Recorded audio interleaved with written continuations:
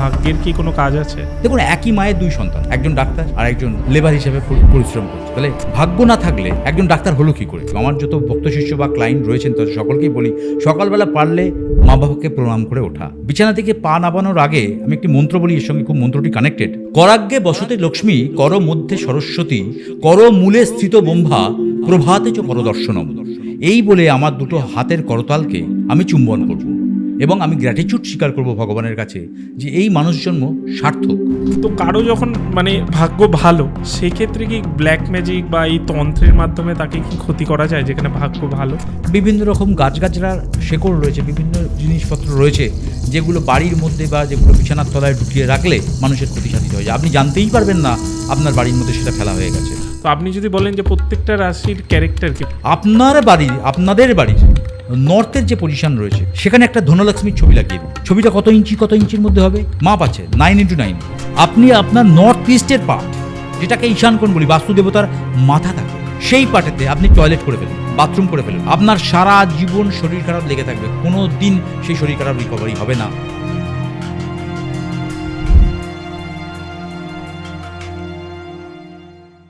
আজকের পডকাস্টে আমরা অনেক বিষয় নিয়ে আলোচনা করেছি। অনেক বিষয় বলতে অ্যাস্ট্রোলজির ক্ষেত্রে আমরা যেটা করি সবসময়, রাহু, কেতু, শনি, এই বিষয়গুলো নিয়ে আলোচনা করি। কিন্তু আজকের পডকাস্টে প্রত্যেকটা রাশি ইন্ডিভিজুয়ালি তাদের ক্যারেক্টার, মানে আপনি যে রাশির, সেই রাশির ক্যারেক্টারিস্টিক কী, তার সাথে বাস্তু নিয়ে আলোচনা করেছি। বাস্তু অনুযায়ী আপনার বাড়িতে কোন জায়গায় কোন জিনিস থাকলে শুভ এবং কোন জায়গায় যদি কোনো অশুভ জিনিস থেকে থাকে যেটা আপনি পাল্টাতে পারছেন না, সেখানে কি এমন জিনিস রাখলে সেটা পজিটিভ ফল দেবে আপনাকে। আপনার ইনস্ট্যান্ট মানি দরকার বা ইনস্ট্যান্ট কিছু সমস্যায় পড়েছেন, সেটা কিভাবে সলভ করবেন, পারিবারিক সমস্যা, মেন্টাল ইস্যু, অনেক কিছু। সেই সমস্যাগুলোকে সমাধান করতে যে টোটকাগুলো ব্যবহার করা হয়, সেই টোটকাগুলো নিয়েও আমরা কথা বলেছি আজকের পডকাস্টে। আজকে আমাদের সাথে আছে অ্যাস্ট্রোলজার সুরজিৎ ব্যানার্জি। চলুন আজকের পডকাস্টটি শুরু করা যাক এবং জানা যাক এই সব কিছু বিষয়।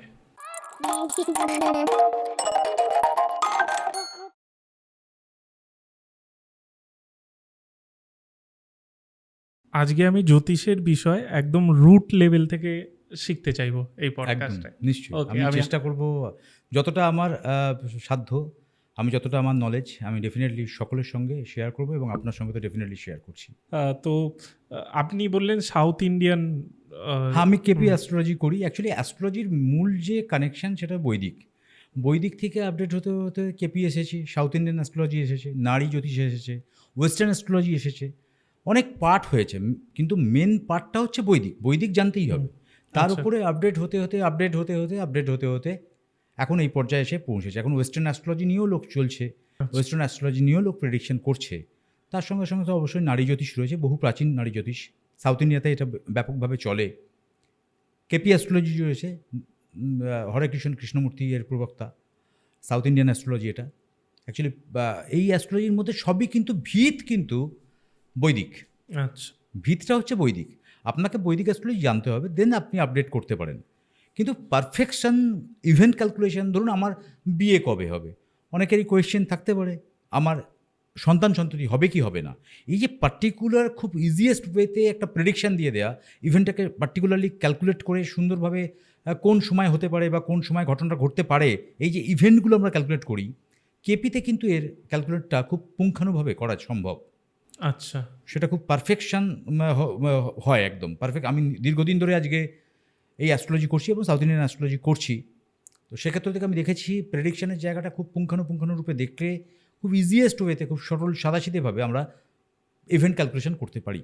কারণ আমাদের কাছে কোয়ারিজ থাকেই যে আমার চাকরিটা হচ্ছে না, বা আমার প্রমোশন হচ্ছে না, বা প্রমোশন হলে কবে হবে, অনেক দিন আটকে গেল, হঠাৎ করে আটকে গেল কেন, কী কারণে আমার প্রমোশনটা আটকে গেল, ঠিকই তো চলছিল, বা আমি চাকরিটা চেঞ্জ করতে চাই, আমি এই কোম্পানিটা ঠিক কমফোর্টেবল ফিল করছি না, আমি অন্য কোম্পানিতে যেতে চাই, হোম টাউনে পাবো কি হোম টাউনের বাইরে যাব, আউট অফ স্টেশন যাব, এই যে নানা রকম মানুষের কোয়েশ্চেন থাকে, সেই কোয়েশ্চেনগুলোকে আমরা সলভ আউট করার আমার মনে হয় easiest way KP, south Indian astrology, যেখানে আপনার সাবলট is the result of the planet. এটাই হচ্ছে মূল তথ্য। সাবলট is the result of the planet, মানে নক্ষত্রকে ভাগ করে সাবলট, সেই সাবলটই কিন্তু আপনাকে রেজাল্ট দেবে। আচ্ছা আচ্ছা, এটাই মানে হচ্ছে এইভাবে ক্যালকুলেশন একদম করে একদম আপনারা। একদম খুব সেই জন্যই মানে বললাম, আমি খুব পুঙ্খানুপুঙ্খানুরূপে ক্যালকুলেশনটা খুব সঠিক হয়। মানে আমি যেটা দেখছিলাম একটা চার্টের ক্ষেত্রে অনলাইনেই দেখছিলাম যে একটা হয় সাউথ ইন্ডিয়ান একটা ছক হয়, একটা হয় নর্থ ইন্ডিয়ান, আর একটা হচ্ছে ইস্ট ইন্ডিয়ান। ইস্ট ইন্ডিয়ান হ্যাঁ, 3 রকম হয়। তিন মানে রকম 3 হয়। রকমের কি তাহলে ক্যালকুলেশন প্রেডিকশনটা একই, মানে 3 রকম হবে না, ক্যালকুলেশন একই, যাতেই যেভাবেই করেন না কেন আপনার আঙ্গিকটা একই হবে। আপনার বিয়ের কোয়েশ্চেন থাকলে যে অ্যাস্ট্রোলজি জানে বা অ্যাস্ট্রোলজি সম্পর্কে যার ক্যালকুলেশন, ম্যাথামেটিক্যাল ডিডাকশন, তো এটা ম্যাথামেটিক্যাল একটা অঙ্ক ক্যালকুলেশন, সেই ক্যালকুলেশন অনুযায়ী আপনি south Indian, north Indian, east Indian যাতেই করেন না কেন, প্রেডিকশন যদি আপনার দম থাকে প্রেডিকশনে, ডেফিনেটলি সব জায়গাতে একই প্রেডিকশন হবে। আচ্ছা আচ্ছা, একদম। বুঝতে পেরেছি। আচ্ছা, একটা জিনিস আমি জিজ্ঞেস করি জ্যোতিষের Definitely. ক্ষেত্রে, ভাগ্য কি ডিপেন্ড করে, মানে ভাগ্যের কি কোনো কাজ আছে? ডেফিনেটলি ভাগ্য, খুব ভালো কোয়েশ্চেন করেছেন এটা। ভাগ্য ডেফিনেটলি, তো ভাগ্য বলার আগে আমি কয়েকটা কথা বলতে চাই। ভাগ্য হচ্ছে প্রজ্ঞাপূর্ণ রূপে একটা শক্তি, যেখানে দেবাত্মা এবং আত্মার একটা কানেকশন রয়েছে, এবং ভাগ্য একটা সংগঠিত একটা বিচার। এবার আসি, ভাগ্য তো ডেফিনেটলি আছে, ভাগ্য ডেফিনেটলি আছে বলতে আমরা দেখুন, একই মায়ের 2 সন্তান, একজন ডাক্তার আর একজন লেবার হিসেবে পরিশ্রম করছে, তাহলে ভাগ্য না থাকলে একজন ডাক্তার হলো কী করে? একই মায়ের সন্তান। বা একজন প্রচণ্ড পরিমাণ ভালো স্বাস্থ্য, সুন্দর স্বাস্থ্য, সবল সুঠাম, একজন মারাত্মক জরাজীর্ণ রোগগ্রস্ত, তাহলে এটা তো ভাগ্যের উপরই ডিপেন্ড করবে। তাহলে ভাগ্যের ডেফিনেশনটা হচ্ছে পূর্বকৃত কর্মের জন্যে আপনার ফল, এই জন্মে ফল। নিউটনের আচ্ছা। 3rd ল আপনারা প্রত্যেকেই জানি, সকলেই জানি, প্রত্যেক ক্রিয়ার সমান এবং বিপরীত প্রতিক্রিয়া রয়েছে। তাহলে আপনি যে ক্রিয়া করে এসেছেন পূর্বকৃত কর্মেতে, তার প্রতিফলন হিসাবে আপনার ভাগ্য। আচ্ছা, এই জন্মে আপনি তার প্রায়শ্চিত্ত করছেন, মানে পুরোটাই কর্ম কানেক্টেড। পুরোটাই কর্ম। এবার ঘটনা হচ্ছে, দেখুন আমরা এর সঙ্গে আত্মাকে কানেক্টেড করে দিই, তাহলে আত্মার বিনাশ হয় না। শ্রীকৃষ্ণ বলছেন, বাসাংশী জিন্নানি যথা বিহায় নমামি গৃহান্তি নরপরাণী তথা শরীরানি জিন্নানি বিহায় ন্যানি সংযুতি নমামি দেহি। খুব মারাত্মক এর অর্থটা হচ্ছে, আমরা যেমন নতুন কিছু চাই, নতুনের জন্যে ছুটে বেড়াই, নতুনের জন্যে আমরা বারবার চেষ্টা করি, পুরনো জিনিসকে আমাদের ভালো লাগে না। দেখবেন ম্যাক্সিমাম মানুষের, আমাদের সকলের মানসিকতা পুরনো হয়ে গেছে, জিনিসটা নতুন চাই। আত্মাও তেমন জরাজীর্ণ শরীর ছেড়ে নতুন শরীর খুঁজে বেড়ায়। তাহলে আত্মার বিনাশ হয় না, আত্মা এক শরীর থেকে আর এক শরীর ধারণ করে। শ্রীকৃষ্ণ আরও বলছেন যে একই গাছে বসে থাকা 2 পাখি, একজন ফল ভক্ষণ করছেন, একজন ফলের দিকে তাকিয়ে রয়েছেন। তাহলে কর্ম এবং কৃতকর্ম এবং আজকের যে সমান এবং বিপরীত প্রতিক্রিয়ার যে প্রতিফলন, সেই প্রতিফলনের সঙ্গে কিন্তু আত্মাও কানেক্টেড। আপনার দেহ কোন আত্মা পাবে, তার সঙ্গে কিন্তু আপনার ভাগ্যের রূপান্তর। খুব মারাত্মক মূল্যবোধের কথা। অ্যাকচুয়ালি মেন থিং, আমি যেটা মনে করি, মূল্যবোধের মূল্যায়নটা খুব দরকার। আমার জীবনের মূল্যবোধের মূল্যায়ন, তার আঙ্গিকটা আমার ব্যক্তিসত্তার বহিঃপ্রকাশ। তো সেই জন্যই ভগবান শ্রীকৃষ্ণ এই কথাটা বলছেন। তো আমরা যেমন পুরনো জিনিসকে পরিত্যাগ করে নতুন জিনিস পরিধান করা বা নতুন জিনিসকে প্রতি আকৃষ্ট হই, এখানেও ভগবান বলছেন, মলিন মোচনং পুংসানং জলস্নান দিনে দিনে গীতামৃত স্নান সংসারও মলনাশনম। অর্থাৎ গীতা স্নান করলে সংসারের সমস্ত মল নাশ হয়ে যাবে। আমরা যেমন প্রত্যেক দিন শরীরকে ধৌত করি, স্নান করি, সাবান মাখি, পরিচ্ছন্ন রাখি, তাহলে আমরা আমাদের নিজের জীবনযাত্রাকে যদি পরিষ্কার পরিচ্ছন্নভাবে চালাতে চেষ্টা করি, তাহলে আমাদের কর্মফল এবং ভাগ্যফলের মেলবন্ধন আমাদের জীবনের ভাগ্যের উন্নতি বা অবনতি ঘটাতে সাহায্য করে। এবার উন্নতি অবনতি আমার পূর্বকর্মের কৃতকর্ম, সেই পূর্বকর্মের কৃতকর্মের জন্য আমার কখনো কখনো উন্নতি হবে বা কখনো কখনো অবনতি হবে, কিন্তু আমার নিজেকে আপডেট করা, নিজের পরিশ্রম বা নিজের কর্মদক্ষতা এবং তার সঙ্গে সঙ্গে পূর্বকৃত কর্মের প্রায়শ্চিত্ত একসঙ্গে মেলবন্ধনে ভাগ্যের সৃষ্টি। আচ্ছা আচ্ছা, মানে ভাগ্যের বিষয়টা বেশ ভালোভাবে আপনি এক্সপ্লেন করলেন। আমি ভাগ্য নিয়ে আরেকটা বিষয় বলি। ধরুন হতেই পারে কারো ভাগ্য খারাপ বা এরকম কিছু, সেক্ষেত্রে কি এরকম হতে পারে যে আমি পূজা অর্চনা করছি বা স্পিরিচুয়ালিটির পথে আমি চলছি, এর ফলে বা গুরুজনদের, মানে সব মিশিয়ে গুরুজনদের রেসপেক্টও করছি, ওকে, সেক্ষেত্রে ভাগ্য কি কোথাও চেঞ্জ হতে পারে? ভাগ্য চেঞ্জ হবে এটা আমি বলবো না, কিন্তু ভাগ্যের পরিবর্তন কিছুটা করা সম্ভব। কারণ গুরুজনদের আশীর্বাদ আমরা স্নেহধন্য হতে চাই সব জায়গা থেকে। স্পিরিচুয়ালিটি, মন্ত্রকে উচ্চারণ করা মানে আমাদের বডির যে 7টা ঊর্জা রয়েছে, 7টা যে অরা রয়েছে, যে চক্র রয়েছে, সেই চক্রগুলোকে এনহ্যান্স করা। মন্ত্র আমাদের জীবনে ম্যাগনেটিক ফিল্ড তৈরি করে। মন্ত্র আমাদের জীবনে একটা ম্যাগনেটিক ফিল্ড তৈরি করে, আমাদের বাইরেতে একটা ম্যাগনেটিক ফিল্ড তৈরি করে, যার বাতাবরণের কারণবশত আমি জীবনের কিছুটা অংশ ভালো করতে পারি।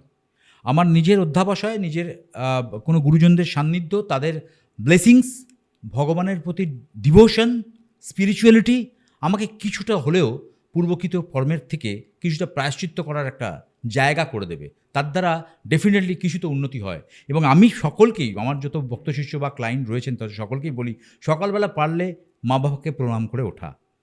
এবং আমি সকলকেই বলি যে আমরা এই যে মানুষ জন্মগ্রহণ করেছি, বিছানা থেকে পা নামানোর আগে আমি একটি মন্ত্র বলি, এর সঙ্গে খুব মন্ত্রটি কানেক্টেড।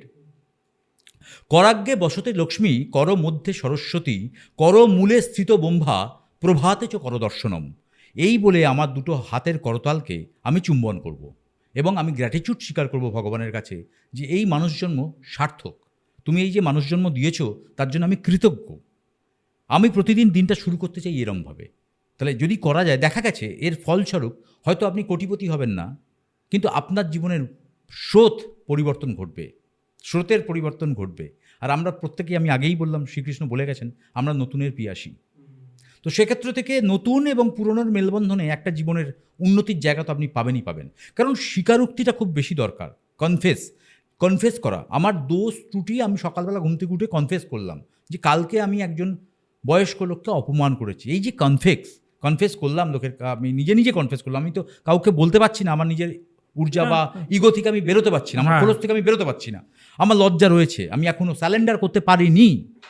তো স্যালেন্ডার যখন করতে পারিনি, তাহলে নিজের অন্তরাত্মার কাছে আমি বলি, নিজের অন্তরাত্মার কাছে আমি স্যালেন্ডার করি, আপনি দেখবেন আপনি ভালো থাকবেন। আমি দেখেছি আমার দীর্ঘদিনের এই অ্যাস্ট্রোলজি এবং স্পিরিচুয়ালিটির সঙ্গে কানেক্টেড থেকে আমি দেখেছি মানুষ ভালো আছে। এটা একটা অভ্যাস, এটা একটা প্র্যাকটিস, আপনাকে বিশ্বাস করতে হবে। আর বারবার আমি যে কোনো মিডিয়াতেই বলি, বিশ্বাসের কিন্তু চোখ হয় না, বিশ্বাস আপনাকে চোখ বুঝিয়েই করতে হবে, বিশ্বাসটা কিন্তু অন্ধ। এক্স্যাক্টলি, মানে অ্যাস্ট্রোলজির ক্ষেত্রেও বিশ্বাসটা, আপনাকে বিশ্বাস রাখতে হবে। দেখুন, অ্যাস্ট্রোলজি সায়েন্স, বিজ্ঞান, এর উপর কোনো হাত দেওয়া যাবে না, কারণ অ্যাস্ট্রোলজি ম্যাথামেটিক্যাল ডিডাকশন। আপনি ভালো ম্যাথামেটিশিয়ান, ক্যালকুলেটিভ হলে আপনি সুন্দর প্রেডিকশন দিয়ে একটা ইভেন্ট আপনাকে জানতে হবে, ব্যাপারটার মধ্যে ডেপথে যেতে হবে, তবেই আপনি ক্যালকুলেশন করতে পারবেন। একটা মানুষের ভাগ্য গণনা করছেন, অনেক আশা প্রত্যাশা নিয়ে আপনার কাছে মানুষ আসছে, সেই জায়গা থেকে তার স্যাটিসফ্যাকশন লেভেল, তার ঊর্জা এবং তার horoscope, date of birth, time of birth, place of birth. অনেকেই বললেন আমার date of birth, time of birth, place of birth নেই, তাহলে নিউমারোলজি, সংখ্যাতত্ত্ব, হোরা সিস্টেম রয়েছে, হোরা সিস্টেম, পাম রয়েছে, গ্রাফোলজি রয়েছে, সিগনেচার, আপনার হ্যান্ডরাইটিং কিচ্ছু নেই, আপনি হ্যান্ডরাইটিং করলেন, একটা লিখলেন কিছু, সেই হ্যান্ডরাইটিং এর মাধ্যমে আমরা 60-70% একটা বিচার বিবেচনা করতে পারি। Date of birth, time of birth, place of birth থাকলে সেটা তো 100% অ্যাকুরেট হবে, কিন্তু এগুলো যদি নাও থাকে তাহলেও কিন্তু আমরা একটা সুন্দর প্রেডিকশন দেওয়ার ক্যাপাসিটি রাখি। যারা ধরুন এই সঙ্গে চর্চিত, মানে যারা চর্চা করছে অ্যাস্ট্রোলজি, এটা একটা দীর্ঘমেয়াদী অর্গানিক কেমিস্ট্রির মতো। অর্গানিক কেমিস্ট্রি যেমন আজকে পড়লেন, কালকে পড়লেন না, পরশুদিন পড়লেন, ভুলে গেলেন, তেমন অ্যাস্ট্রোলজি, জ্যোতিষশাস্ত্র কিন্তু আপনাকে প্রত্যেক দিন নিজেকে আপডেট থাকতে হবে, তবেই কিন্তু আপনার ব্যাপারটা মুঠিতে থাকবে, তবেই আপনি মানুষকে প্রেডিকশন দিতে পারবেন। এবং অনেক আশা করে মানুষজন যারা ধরুন আসছেন, বিশ্বাস আশা তো রয়েছে, সেই জায়গা থেকে তাদের আশাভঙ্গ হবে না, ব্যাপারটা এটাই। সুতরাং ভাগ্যের ডেফিনেটলি ডেভেলপমেন্ট হয়, কাউর ব্লেসিংস আমাদের জীবনের পট পরিবর্তন হতে করিয়ে দিতে পারবে না, কিন্তু কিছুটা হলেও অক্সিজেন দিতে পারে। আমি এটা অ্যাস্ট্রোলজির দিকগুলো নিয়ে আসবো, তার আগে আমি একটা জিনিস, যেহেতু ভাগ্য নিয়ে আমাদের কথা হচ্ছে, ধরুন কারো ভাগ্য ভালো, ওকে, আমি রিসেন্টলি একটা ফেসবুকে পোস্ট দেখছিলাম যেরকম একটা ডল পুতুল সেরকম পিন ফোটাচ্ছে, আর ওপরে লেখা যে তোমার লাইফে যখন স্মুথলি চলে, তোমার পাশের মানে আত্মীয়রা ছবি দিয়েছে, মানে আমি বলতে চাইছি ব্ল্যাক ম্যাজিক। ওকে ওকে, তো কারো যখন মানে ভাগ্য ভালো, সেক্ষেত্রে কি ব্ল্যাক ম্যাজিক বা এই তন্ত্রের মাধ্যমে তাকে কি ক্ষতি করা যায় যেখানে ভাগ্য ভালো? এটাও খুব মারাত্মক ধরনের কোয়েশ্চেন। আপনার শত্রুতার বিভিন্ন রকম পর্যায়ক্রম হতে পারে, সেটা প্রতিবেশী হতে পারে, সেটা আপনার নেবার হতে পারে, সেটা আপনার নিজস্ব লোক হতে পারে। কিছু তো সৎকর্ম রয়েছে তন্ত্রের মধ্যে, সেই সৎকর্মের মধ্যে আপনার সাময়িক কিন্তু ক্ষতি করে দেওয়া সম্ভব, সাময়িক ক্ষতি করা সম্ভব। অ্যাকচুয়ালি তন্ত্রশাস্ত্রটা একটা সমুদ্র, তন্ত্র সমুদ্র। আমরা অনেকেই নিজেকে তান্ত্রিক বলি বা তন্ত্র কাজকর্ম করি, কিন্তু তন্ত্র একটা সমুদ্র, এর মধ্যে অনেক বড় একটা তন্ত্রের পার্ট রয়েছে। যেমন ধরুন, তন্ত্র আগে জানতে হবে তন্ত্রটা ব্যাপারটা কী। তন্ত্র হচ্ছে চতুর্ণয়ন ব্রহ্মা তার 4টে মুখ থেকে বেদের উচ্চারণ করেছিলেন। এবার ক্ষীণগত প্রাণ ব্রাহ্মণ সমাজ এবং তার মূল্যবোধের মূল্যায়নের জায়গা থেকে দেখা যাচ্ছে বৈদিক পূজার মাধ্যমে কোনো জিনিসকে করা খুব কঠিন এবং দুষ্প্রাপ্য। তখন কি হলো, পঞ্চানন শিব তার পঞ্চ আমনায় দিয়ে, মুখগুলোকে আমরা আমনায় বলবো, পঞ্চ আমনায় দিয়ে তন্ত্রের সৃষ্টি করলেন। এবং যেগুলো অসুচি সামগ্রী, যেগুলো পুজোর জন্য ব্যবহৃত হয় না, সেইরম ধরনের সামগ্রী বীজাক্ষর মন্ত্রের মাধ্যমে তার প্রাণ প্রতিষ্ঠা করে তাকে শুদ্ধ করে তন্ত্রের ক্রিয়াকলাপে ব্যবহারযোগ্য করে তোলা হলো। তন্ত্রের ক্রিয়াকলাপে ব্যবহারযোগ্য করতে। এবার তন্ত্রের মধ্যে দুটো ভাগ হয়ে গেল। একটা হচ্ছে আগামতন্ত্র, নিগমতন্ত্র, বাম ডান। এবার আগামতন্ত্র নিগমতন্ত্রের মধ্যে পার্থক্য কী? যেখানে শিব বলছেন, পার্বতী শুনছেন এবং স্বয়ং নারায়ণ সম্মতি দিচ্ছেন, আগম। যেখানে পার্বতী বলছেন, শিব শুনছেন, নারায়ণ সম্মতি দিচ্ছেন, নিগম। এই আগম নিগমতন্ত্রের পরে চলে এলো বিভিন্ন রকম কাজকর্ম, যে কাজকর্মের মধ্যে কিছু শর্টকর্ম হয়ে গেল। সেই শর্টকর্মের মধ্যে রয়েছে মারণ, উচাটন, বিদ্বেষণ, বশীকরণ, পূজাপাঠ এবং কালী। সেটা হলো কিন্তু আলাদা উচ্চ মার্গের তন্ত্র। আর নিম্ন মার্গের তন্ত্রের মধ্যে কিন্তু এটা পড়ল। এবার হিন্দু সমাজ ব্যবস্থাকে তন্ত্রের মাধ্যমে ক্রান্তা বলে পরিচিত, এগুলোকে আমরা ক্রান্তা বলবো, ডিভাইড করা হয়েছে। সেগুলোকে ক্রান্তা বলি। যেমন অশ্বক্রান্তা, বিষ্ণুক্রান্তা এবং আপনার অশ্বক্রান্তা, বিষ্ণুক্রান্তা এবং রথক্রান্তা। অশ্বক্রান্তা কী বলছে না, বিন্ধ্য পর্বতকে নাভিস্থল এবং মধ্য জায়গা কল্পনা করে বৃন্দ পর্বতকে দক্ষিণ দিকে সমুদ্র পর্যন্ত এগিয়ে গেলে অশ্বক্রান্তার আন্ডারে পড়ল। ঠিক আছে। রথক্রান্তা কী বলছে? রথক্রান্তা বলছে বিন্ধ্য পর্বতকে আবার নাভিস্থল বা মধ্য পর্যায়ে চিন্তাভাবনা করে পশ্চিম সমুদ্রের দিকে এগিয়ে গেলাম, সেটা হয়ে গেল রথক্রান্তা। আর বিষ্ণুক্রান্তা, বিষ্ণুক্রান্তা কী বলছে? বিষ্ণুক্রান্তা হচ্ছে আপনার আমাদের যেগুলো পর্বত এবং পর্বতে বিন্ধ্য পর্বতের যে জায়গাগুলো এবং পূর্ব ভারতের সমস্ত পর্বতকুল জায়গা, সেটার মধ্যে চলে এলো কিন্তু বিষ্ণুক্রান্তা। এর মধ্যে কিন্তু আমরা পড়ি। তন্ত্রের এই প্রকারভেদ হলো 3টে প্রকার ক্রান্তা হিসাবে, অশ্বক্রান্তা, বিষ্ণুক্রান্তা, রথক্রান্তা। বিষ্ণুক্রান্তার মধ্যে কিন্তু আমরা পড়লাম। তো এই তন্ত্রশাস্ত্রের মধ্যে আবার এর মধ্যে অনেক রকম ফ্যাকর বেরিয়েছে, এর মধ্যে অনেক রকম শেকড় বা জড় আছে। যেমন ধরুন, এর মধ্যে রয়েছে উচাটন তন্ত্র, বিভিন্ন রকম ডামর তন্ত্র, মায়াঙ্কের তন্ত্র। তন্ত্রশাস্ত্রটা সমুদ্র। এবার এক একজনের এক একটা জায়গা, তার জাতি উপজাতি অনুযায়ী তন্ত্রের ডিফারেন্সিয়েট হয়েছে। ডামর বলে একটি উপজাতি, সেই উপজাতি ডামর তন্ত্র করে। মায়াঙ্কের পদ্ধতি আলাদা। তো এই তন্ত্রের পর্যায়ক্রমে পট পরিবর্তন, যেমন আমাদের মধ্যে প্রচুর একই জায়গাতে অনেক রকম মানুষের একটা মেলবন্ধন, সেরকমই তন্ত্রশাস্ত্রের মধ্যেও জায়গাগুলো ডিফারেন্সিয়েট হয়ে গেছে। এই তন্ত্রের জন্য এক্সপার্টাইজ, ও তামরতন্ত্র, এ অঘরী, এইরমভাবে হয়েছে। ঘটনা চক্রে মানুষের কাজ দরকার, কিছু মানুষের ক্ষতিকারক কাজ দরকার, কিছু মানুষের ভালো কাজ দরকার। ভালো কাজের সংখ্যা খুব কম, ক্ষতিকারক কাজের জায়গাটা কিন্তু ব্রডলি বেশি। আর দেখবেন মানুষের ভালোর থেকে ক্ষতিটাই বেশি হয়ে যায়। এবং মানুষ দেখবেন মাঝে মাঝে দেখবেন এরকম, আমি নিজে চোখে দেখেছি, কোনো সমস্ত সবার কাছে কাছে সকলের ডাক্তার দেখি, ডাক্তার তো ভগবান, ডাক্তারের উপর আমরা কেউ নয়, কিন্তু কোনো রকম সব টেস্ট হয়ে গেছে, কোনো রোগ ধরা পড়ছে না, কিন্তু লোকটা শুকিয়ে যাচ্ছে বা মহিলাটা শুকিয়ে যাচ্ছে, চোখ কোঠরে ঢুকে যাচ্ছে, শরীরের স্কিন খসখসে হয়ে যাচ্ছে, কথা বলার মধ্যে যে এনার্জি লেভেল সেটাও যেন জিরো হয়ে যাচ্ছে। তো আমি দেখেছি তার উপর তান্ত্রিক ক্রিয়াকার্য করা হয়েছে এবং পরবর্তীকালে তিনি মারাও গেছেন। এই ঘটনাও ঘটেছে। শুকনো বান মারার একটা কনসেপশন রয়েছে। আপনি ইন্টিরিয়ার পার্ট, কলকাতার মধ্যেও হয়, ইন্টিরিয়ার পার্টে তো এটা মারাত্মকভাবে ব্যাপকভাবে চলে। তো এই ঘটনাগুলো আপনি যদি কামাখ্যা যান অম্বুবাচীর সময়, আপনি দেখতে পাবেন বসে বসে এই ক্রিয়াকলাপ হয়। এবার এর মধ্যে তন্ত্রের বিভিন্ন রকম ডিফারেন্সিয়েট হয়ে গেছে। কেউরা ভালো কাজ করে, কেউ খারাপ কাজের জন্য বিখ্যাত, কেউ ভালো কাজের জন্য বিখ্যাত। তাহলে তন্ত্রের মাধ্যমে কিন্তু মানুষের ক্ষতি সাধন করা সম্ভব, অবশ্যই সম্ভব। কিন্তু তার তান্ত্রিক ক্যাপাসিটিটা জানতে হবে, যে করছেন তিনি কতদূর শিক্ষিত বা তিনি কতদূর তন্ত্র সমাজ সম্পর্কে জানেন বা তান্ত্রিক ব্যাপারটা জানেন। তন্ত্র মানুষের উপকারের জন্য, তন্ত্র মানুষের ক্ষতি করার জন্য নয়। বুঝতে পারছি। তার মানে যেটা বললেন যে ভাগ্য যতই ভালো থাকুক তন্ত্রক্রিয়া যদি করে ক্ষতি করা সম্ভব। কিছুটা ক্ষতি করে সাময়িকভাবে আপনাকে বিপর্যস্ত করে দিতে পারে, সাময়িকভাবে আপনাকে সমস্যার ট্রাবলে ফেলে দিতে পারে। বিভিন্ন রকম গাছগাছড়ার শেকড় রয়েছে, বিভিন্ন জিনিসপত্র রয়েছে যেগুলো বাড়ির মধ্যে বা যেগুলো বিছানার তলায় ঢুকিয়ে রাখলে মানুষের ক্ষতি সাধিত হয়ে যায়। আপনি জানতেই পারবেন না আপনার বাড়ির মধ্যে সেটা ফেলা হয়ে গেছে, বা আপনার বিছানার তলায়, যেটা বিছানায় শুয়ে থাকেন তার তলাতে সেই জিনিসটা রয়েছে। যদি আপনার সে ক্ষতি করতে চায়, দেখা যাচ্ছে আপনি ডে বাই আপনি ডিটোরিয়েট করছেন, খারাপ হচ্ছেন। শারীরিকভাবেই ম্যাক্সিমাম লোক সমস্যা তৈরি করে দেয়। শেকড় বাকড়গুলো কি মার্কেটে অ্যাভেলেবেল? মার্কেটে অ্যাভেলেবেল না, তান্ত্রিকভাবে এগুলো অ্যাভেলেবেল। এটা কি তান্ত্রিকভাবে মন্ত্র কিছু করতে হয় না? ডেফিনেটলি এর প্রাণ প্রতিষ্ঠা আছে, ডেফিনেটলি এর মন্ত্র উচ্চারণ আছে, শেকড় তোলার নিয়ম রয়েছে, কোন দিন তুলবেন, কোন নক্ষত্রে তুলবেন, কিভাবে তুলবেন, তার জন্য কি উপাচার লাগবে, সবটাই কিন্তু বিজ্ঞানসম্মত নয়, এগুলো শাস্ত্রসম্মত। বিজ্ঞানসম্মত কিন্তু অ্যাস্ট্রোলজি বিজ্ঞানসম্মত ব্যাপার, কিন্তু শাস্ত্র বিজ্ঞান দুটো মিলিয়ে মিশিয়েই আমরা কিন্তু অ্যাস্ট্রোলজির কানেকশনের সঙ্গে যুক্ত।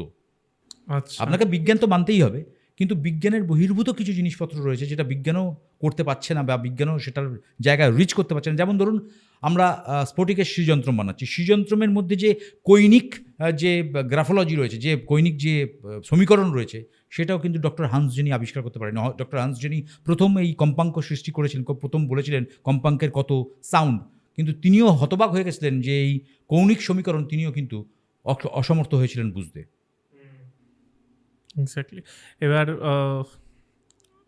কি বলবো, বেশ বেশ ভালো লাগছে। তন্ত্রের টপিক এলেই বেশ একটু অন্যরকম তন্ত্র হয়ে যায়। একটা ডিফারেন্সিয়েট হ্যাঁ। জায়গা। তন্ত্র সিদ্ধপীঠে গিয়ে করে লোকে, তন্ত্র বিভিন্ন রকম সিদ্ধপীঠে গিয়ে তন্ত্র করার একটা রিচুয়ালস দীর্ঘদিনের রয়েছে, এবং দেখবেন আপনি পূজাপাঠ এবং তন্ত্র ইনক্লুডেড কানেক্টেড। বৈদিক পূজাপাঠের সঙ্গে তান্ত্রিক পূজাপাঠের কিন্তু বিস্তর ফারাক। তার আচমন থেকে আরম্ভ করে তার পূজা পদ্ধতি সবটার মধ্যে কিন্তু বিস্তর ফারাক রয়েছে। এবং তান্ত্রিক মানুষ বৈদিক পূজা, বা বৈদিক মানুষ তান্ত্রিক পূজা দেখবেন খুব কমই করছে, কারণ তন্ত্র করতে গেলে আপনাকে তান্ত্রিকভাবে দীক্ষিত হতে হবে, এটা মেন দরকার।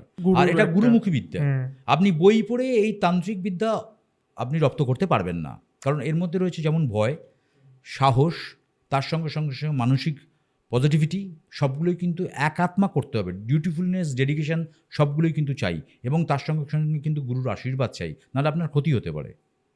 অনেক সাধনা রয়েছে, যেমন ধরুন সব সাধনা রয়েছে, কনকবতী সাধনা রয়েছে, পরিসাধনা রয়েছে, এই ধরনের বটুক ভৈরব সাধনা রয়েছে, অনেক সাধনা রয়েছে। যেসব সাধনার মধ্যে নিজেকে নিয়োজিত করতে গেলে আপনার সঠিক গুরু চাই, যে গুরু আপনাকে হাত ধরে রাস্তা দেখাবেন, তিনি অভিষিক্ত করবেন। অভিষেক খুব বড় দরকার। উইদাউট অভিষিক্ত হয়ে তন্ত্রক্রিয়া করা উচিত নয়। শারীরিক, মানসিক, পারিবারিক তিনটে ক্ষতিই সাধিত হতে পারে। এবার আমরা একটু অ্যাস্ট্রোলজির দিকে চলে আসি। এবার একদম মানে তন্ত্রের একটা পার্ট আমরা ছুলাম। যাই হোক, প্রত্যেকটা রাশির এক একটা ক্যারেক্টার থাকে। একদমই ওকে, মানে এই রাশির মানুষ এরকম হয়, ওকে, ধরুন সিংহ রাশির মানুষ এরকম হয়, তারপর কর্কট রাশির মানুষ এরকম হয়। তো আপনি যদি বলেন যে প্রত্যেকটা রাশির ক্যারেক্টার কি, মানে রাশি ভিত্তিক মানুষটার ক্যারেক্টার কি হতে পারে? খুব ভালো কোয়েশ্চেন, সাধারণ মানুষ বুঝতে পারবে। হ্যাঁ, অ্যাকচুয়ালি ঘটনা হচ্ছে, দেখুন, মেষ রাশি থেকে মীন রাশি, 12টা রাশির ওপর আমাদের যত কিছু কথাবার্তা, 12টা রাশির মধ্যে নক্ষত্র রয়েছে 27টা নক্ষত্র, প্রত্যেকটা রাশিতে ডিভাইড করা রয়েছে 3টে করে নক্ষত্র। এবার এই 12টা রাশির প্রথম রাশি আসছে মেষ রাশি। মেষ রাশি মানে হচ্ছে এরিজ। মেষের রাশি হচ্ছে, এটা হচ্ছে চর রাশির আন্ডারে পড়ে।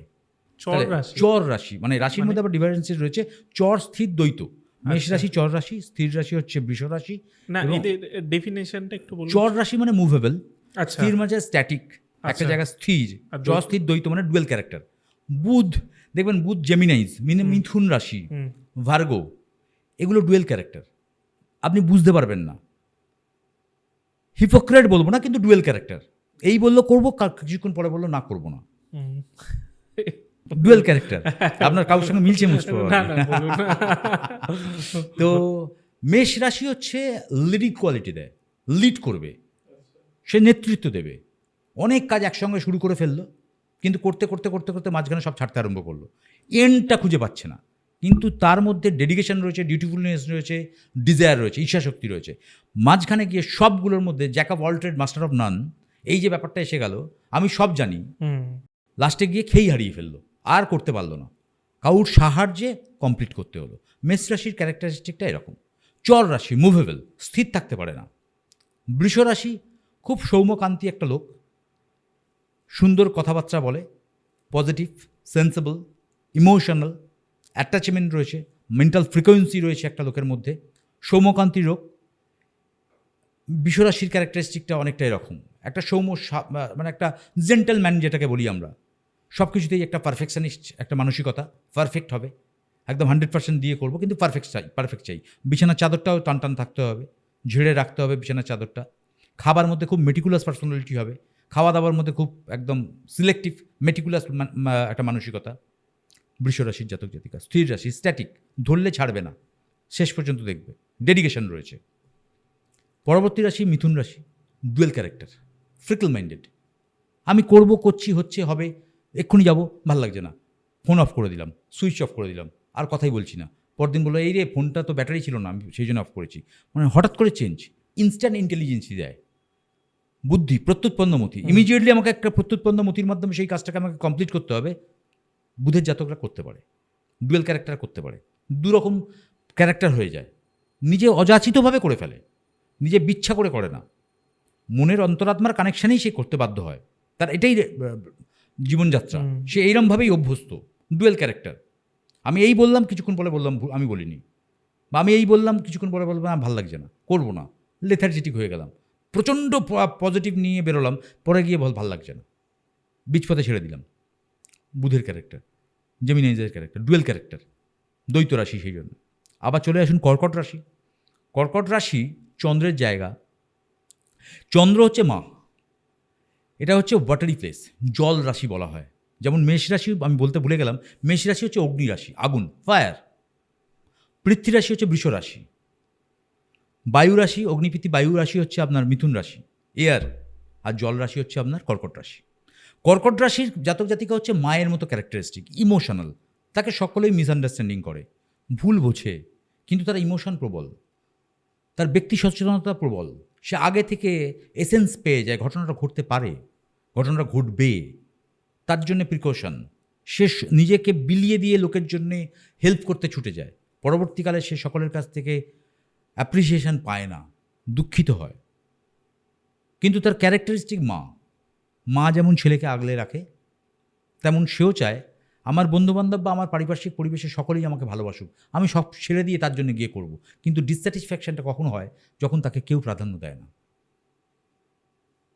চন্দ্রের ক্যারেক্টারিস্টিক, জল রাশি, অগ্নিরাশি। আবার চলে এলাম, অগ্নিরাশি হচ্ছে আপনার সিংহ রাশি। সিংহ রাশির যে লর্ড সেটা হচ্ছে সান, রবি হচ্ছে বাবা। আপনার বাবার যে ক্যারেক্টারিস্টিক সিংহরাশি সেরকম দেখবেন। সিংহর ক্যারেক্টারিস্টিক অনেক সামনে শিকার, কিন্তু সে একটা শিকারকে অনেক দূরে দেখেছে, ওটাই তার চোখের মধ্যে দৃষ্টিগোচর হয়ে রয়েছে। সামনে 10টা তার খাদ্য থাকলেও সে তাকাবে না, ওই দূরের দৃষ্টিগোচর যার মধ্যে হয়ে রয়েছে বা যাকে প্রথম থেকে টার্গেট করেছে, ওই টার্গেটে সে এগোবে, ওটাকেই সে ধরবে। তাহলে টার্গেট ওরিয়েন্টেড লোক সিংহরাশি। জেদি, ইগো, আবেগ কম, বাস্তব দিয়ে বিচার করার ক্যাপাসিটি অনেক বেশি, ডেডিকেটেড, স্পষ্ট বক্তা, ডাইরেক্টলি বলে দেবে, কি মনে করলো আমি জানি না, কিন্তু আমি বলবো। সিংহরাশির ক্যারেক্টারিস্টিক অগ্নি, ফায়ার, আগুন। সিংহরাশি কিন্তু স্থির রাশি, স্থির দৃষ্টি, স্থির দৃষ্টি। আমি স্থির দ্বৈত মানে বুধের শেষ হলো, আবার রাশি হচ্ছে আপনার কর্কট রাশি। সিংহরাশির ক্ষেত্রে স্থির রাশি সিংহরাশি। আবার দ্বৈত রাশি দেখুন, মিথুন, এই আমাদের ভার্গো, কন্যা সেম ক্যারেক্টার, বুধের ক্যারেক্টার, বাচ্চা ছেলে মানুষই, কখনো কখনো শিশুসুলভতা মানসিকতা, কখনো কখনো আবার প্রচণ্ড প্রচুর ম্যাচিউরড।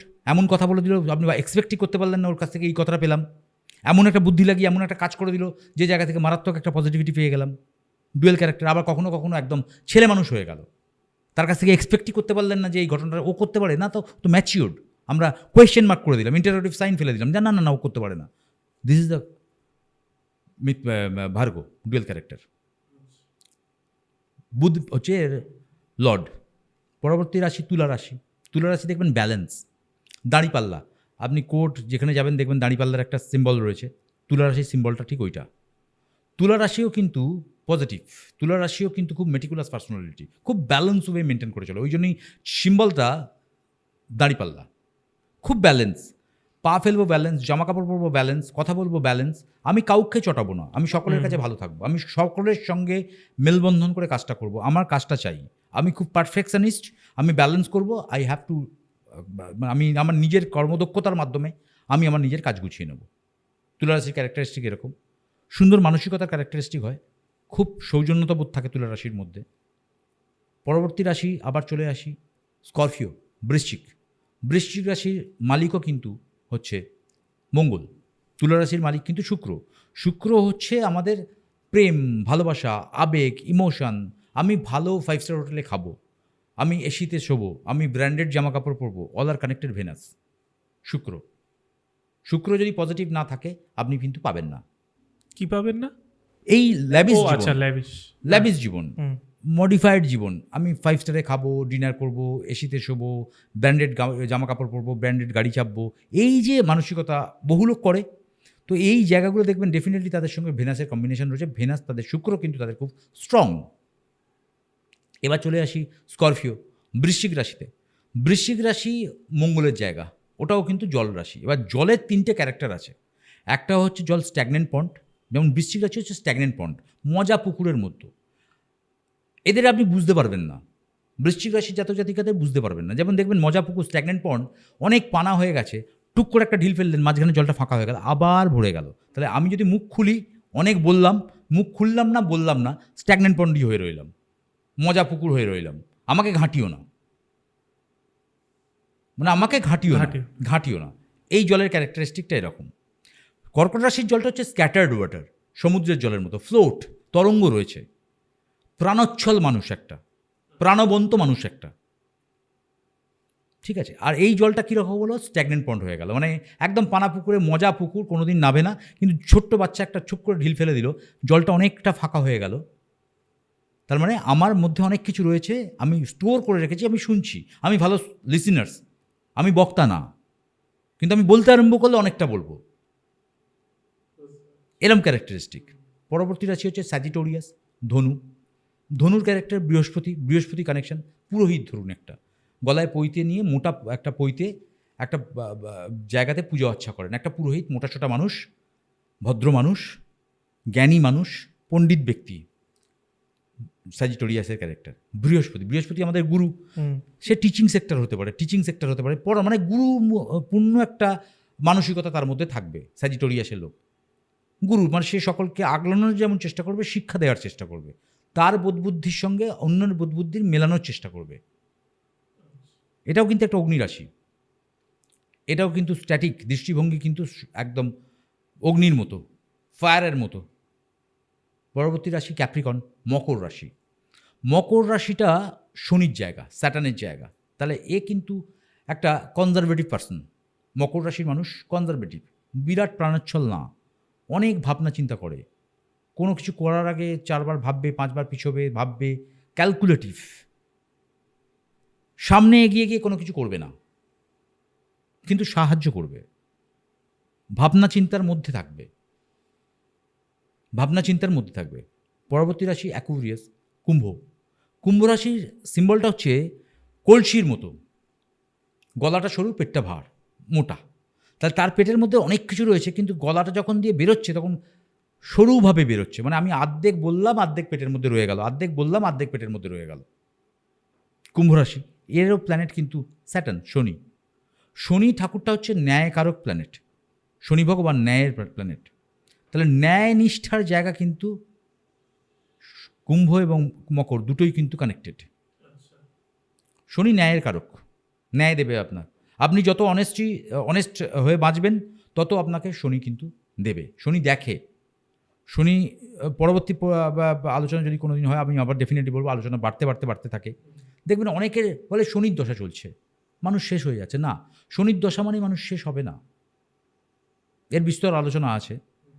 যাই হোক, কুম্ভ রাশি হচ্ছে আর্ধেক বললাম, আর্ধেক পেটের মধ্যে রইল, ক্ষীণ গলায় বললাম, লিসিনার্স, আমি ন্যায়পরায়ণ, ভুলটা কিন্তু ধরিয়ে দেবো, তুমি ভুল করলে আমি ভুল ধরিয়ে দেবো, তাতে আমাকে লোক বললো, কিন্তু আমি ভুল বলবো, আমি রেখে বলতে পারবো না, তোমাকে তেল দিতে পারবো না, তোমার ভুল, তোমার এটা ভুল, স্পষ্ট বক্তা। পরবর্তী রাশি হচ্ছে মীন রাশি, এটাও কিন্তু একটা জল রাশি, এবং এই জল রাশিটা হচ্ছে ফোয়ারার জল, একটা মুখ থেকে প্রচুর শাখা পোশাখা, ফোয়ারার দেখবেন অনেক ফুটো রয়েছে, ছেঁদা রয়েছে, সেখান থেকে অনেক জলের ফ্লো বেরোয়। তাহলে ফোয়ারার জলের মতো আপনার ফ্লো বেরোতে পারে একটা জায়গা থেকে অনেক। কিন্তু এই রাশির জাতক জাতিকা একটু প্রাণোচ্ছল হয়, ভালোবাসতে চায়, আবেগ থাকে, প্রাণোচ্ছল হয়, বন্ধুত্ব করতে চায়, বন্ধুত্ব থেকে দুঃখ পায়, এইরকম ধরনের একটি ক্যারেক্টারিস্টিক। মোটামুটি 12টা রাশি আমি অল্প বিস্তার করে বলার চেষ্টা করলাম, লিটল বিট করে টাচ করে বলার চেষ্টা করলাম। এই একটা ওভারঅল মোটামুটি রাশি অনুযায়ী। এবার এই মেষ রাশি থেকে 3টে রাশি স্থির দ্বৈত, 4টে রাশির মধ্যে অগ্নি, পৃথ্বী, বায়ু, জল, মানে এলিমেন্ট আর মৌল একসঙ্গে কানেক্টেড। এইভাবেই রাশিগুলো তৈরি এবং প্রত্যেকটা রাশির নক্ষত্র অনুযায়ী রাশির ফলাদেশ নির্দেশ করে। ওভারঅল যে ক্যারেক্টারিস্টিক সেটা আমি একটুখানি ছোট করে বলার চেষ্টা করলাম। এবার আমি যেটা দেখুন, এক একটা বিষয়ে মানে অ্যাস্ট্রোলজির ক্ষেত্রে ডিমান্ডিং কিছু টপিকস থাকে। একদম। সেটা হচ্ছে এক তো রাহু, কেতু, শনি। ওকে, তো এগুলো আমাদের ছুতেই হয়, কিছু একদম। করার নেই। ওকে, তো আমি রাহু নিয়ে আসি। রাহুর লোকেরা কি কি পায় বা রাহু লোকেদের কি কি করায়, আর কোন ঘরে রাহু থাকলে মানে হাউস অনুযায়ী, ওকে 1 থেকে 12 ঘরের মধ্যে প্রত্যেকটা ঘরে রাহু থাকলে কি কি হয়? একদম। দেখুন, রাহু হচ্ছে একটা স্যাডো প্ল্যানেট। রাহু এবং Ketu both are shadow planet. Rahu কেতুর উৎপত্তি কোথা থেকে? সমুদ্র মন্থনের সময় যখন অমৃত উঠেছিল, সেই অমৃত যখন দেবতারা পান করছিল, তার মধ্যে এক অসুরদ্বয় ঢুকে পড়ে সেই অমৃত খেয়ে ফেলে। তখন চন্দ্র বুঝতে পারে যে এ অসুর খাচ্ছে।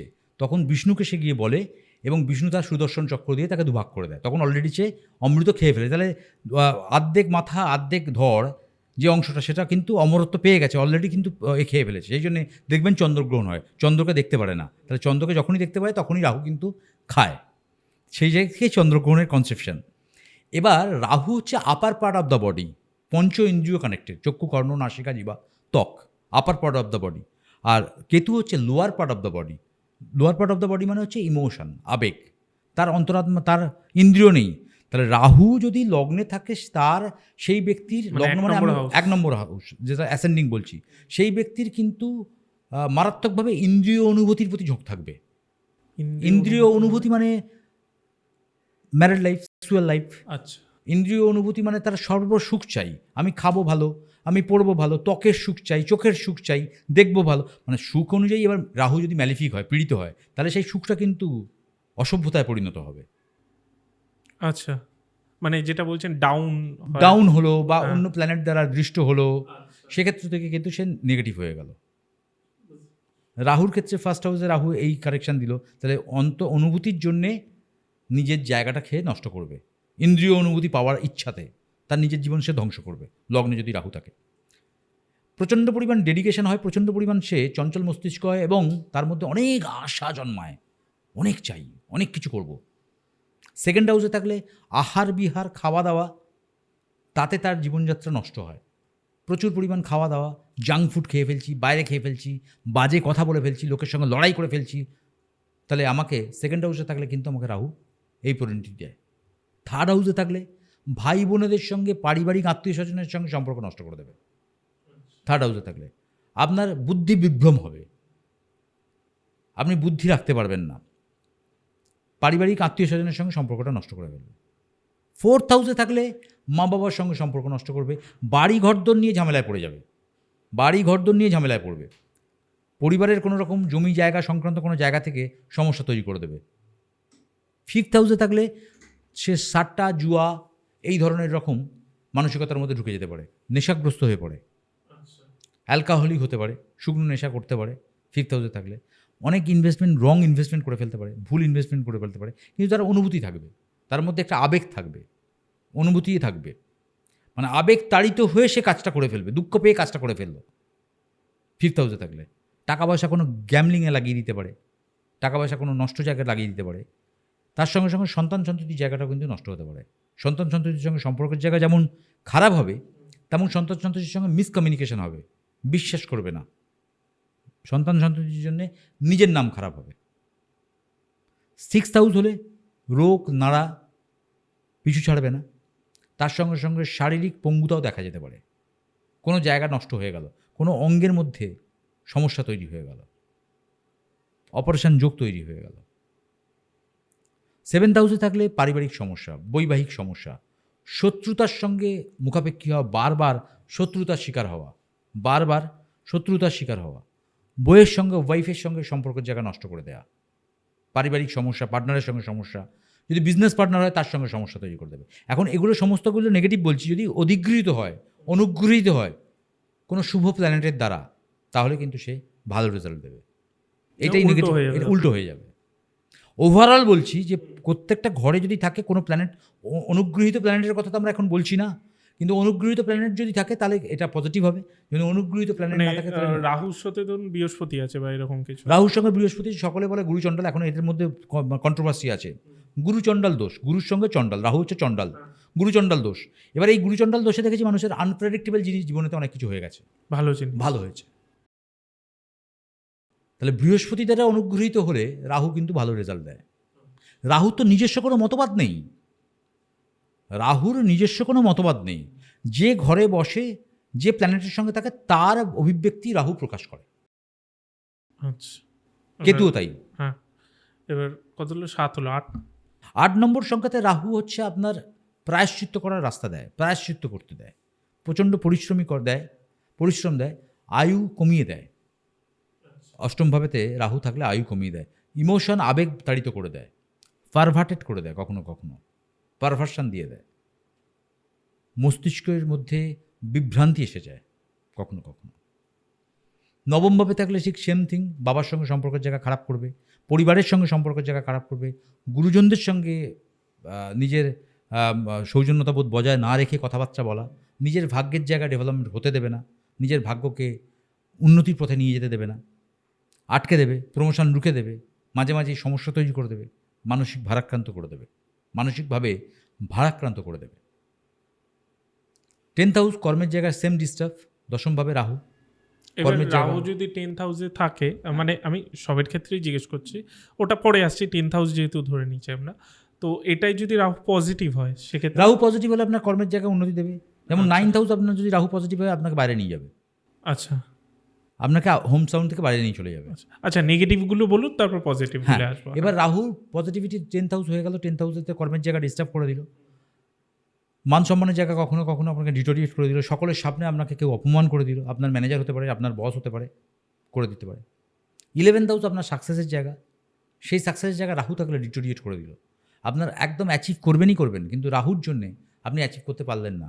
আপনার পার্মানেন্ট ফ্রেন্ডশিপ বইয়ের সঙ্গে সন্দেহভাজন একটা জায়গা তৈরি হয়ে গেল, সন্দেহের জায়গা তৈরি হয়ে গেল, অহেতুক সন্দেহ, আমি কিছুই করলাম না, ব্লেম আমার নামে এসে গেল, তাহলে সাকসেসের জায়গা আমাকে ডিটোরিয়েট করে দিল।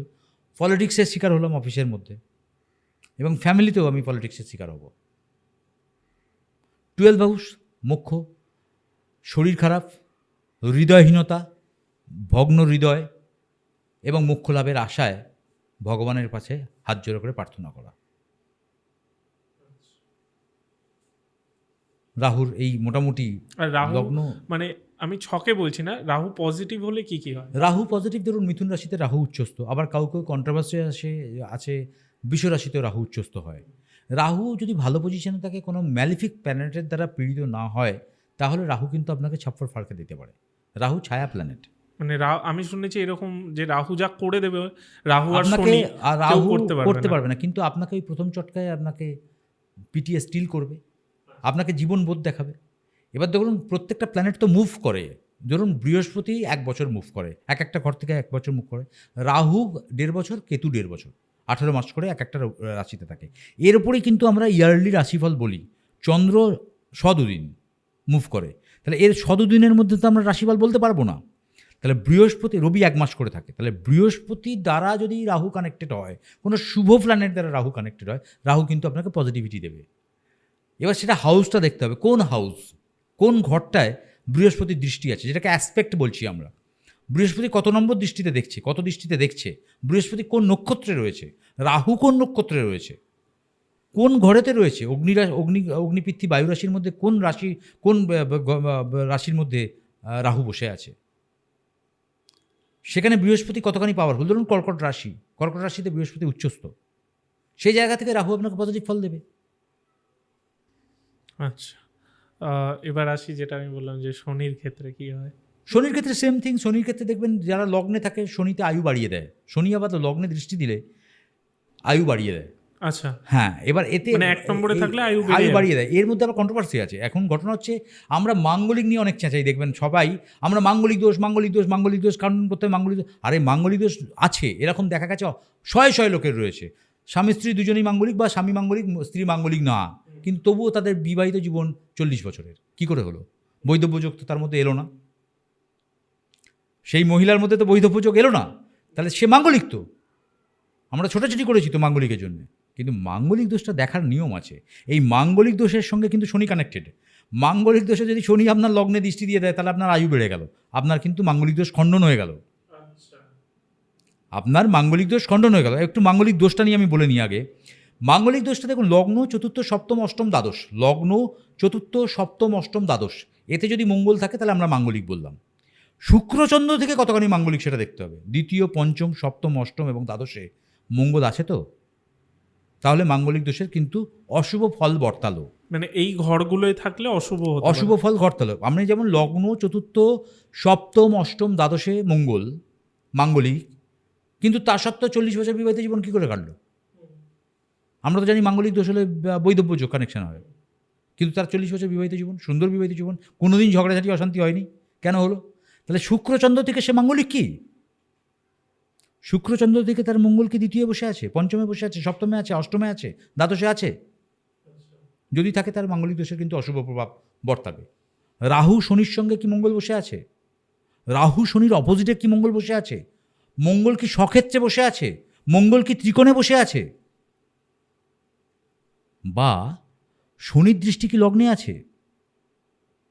তাহলে সেক্ষেত্র থেকে সে মাঙ্গলিক দৃষ্টি দেখা গেল তার শনির দৃষ্টি রয়েছে, সেক্ষেত্রে থেকে মাঙ্গলিক দোষ তার ভঙ্গ হয়ে গেল।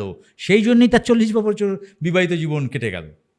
কিন্তু আমরা ভাবলাম মাঙ্গলিক এর বৈধব্য যোগ রয়েছে, আমরা হয়তো বিচলিত হলাম, সবসময় মনের মধ্যে ভয় নিয়ে চললাম, কিন্তু আলটিমেটলি আমার 40টা বছর 50টা বছর একসঙ্গে কাটিয়ে ফেললাম, কিন্তু কোনো কিছুই হলো না।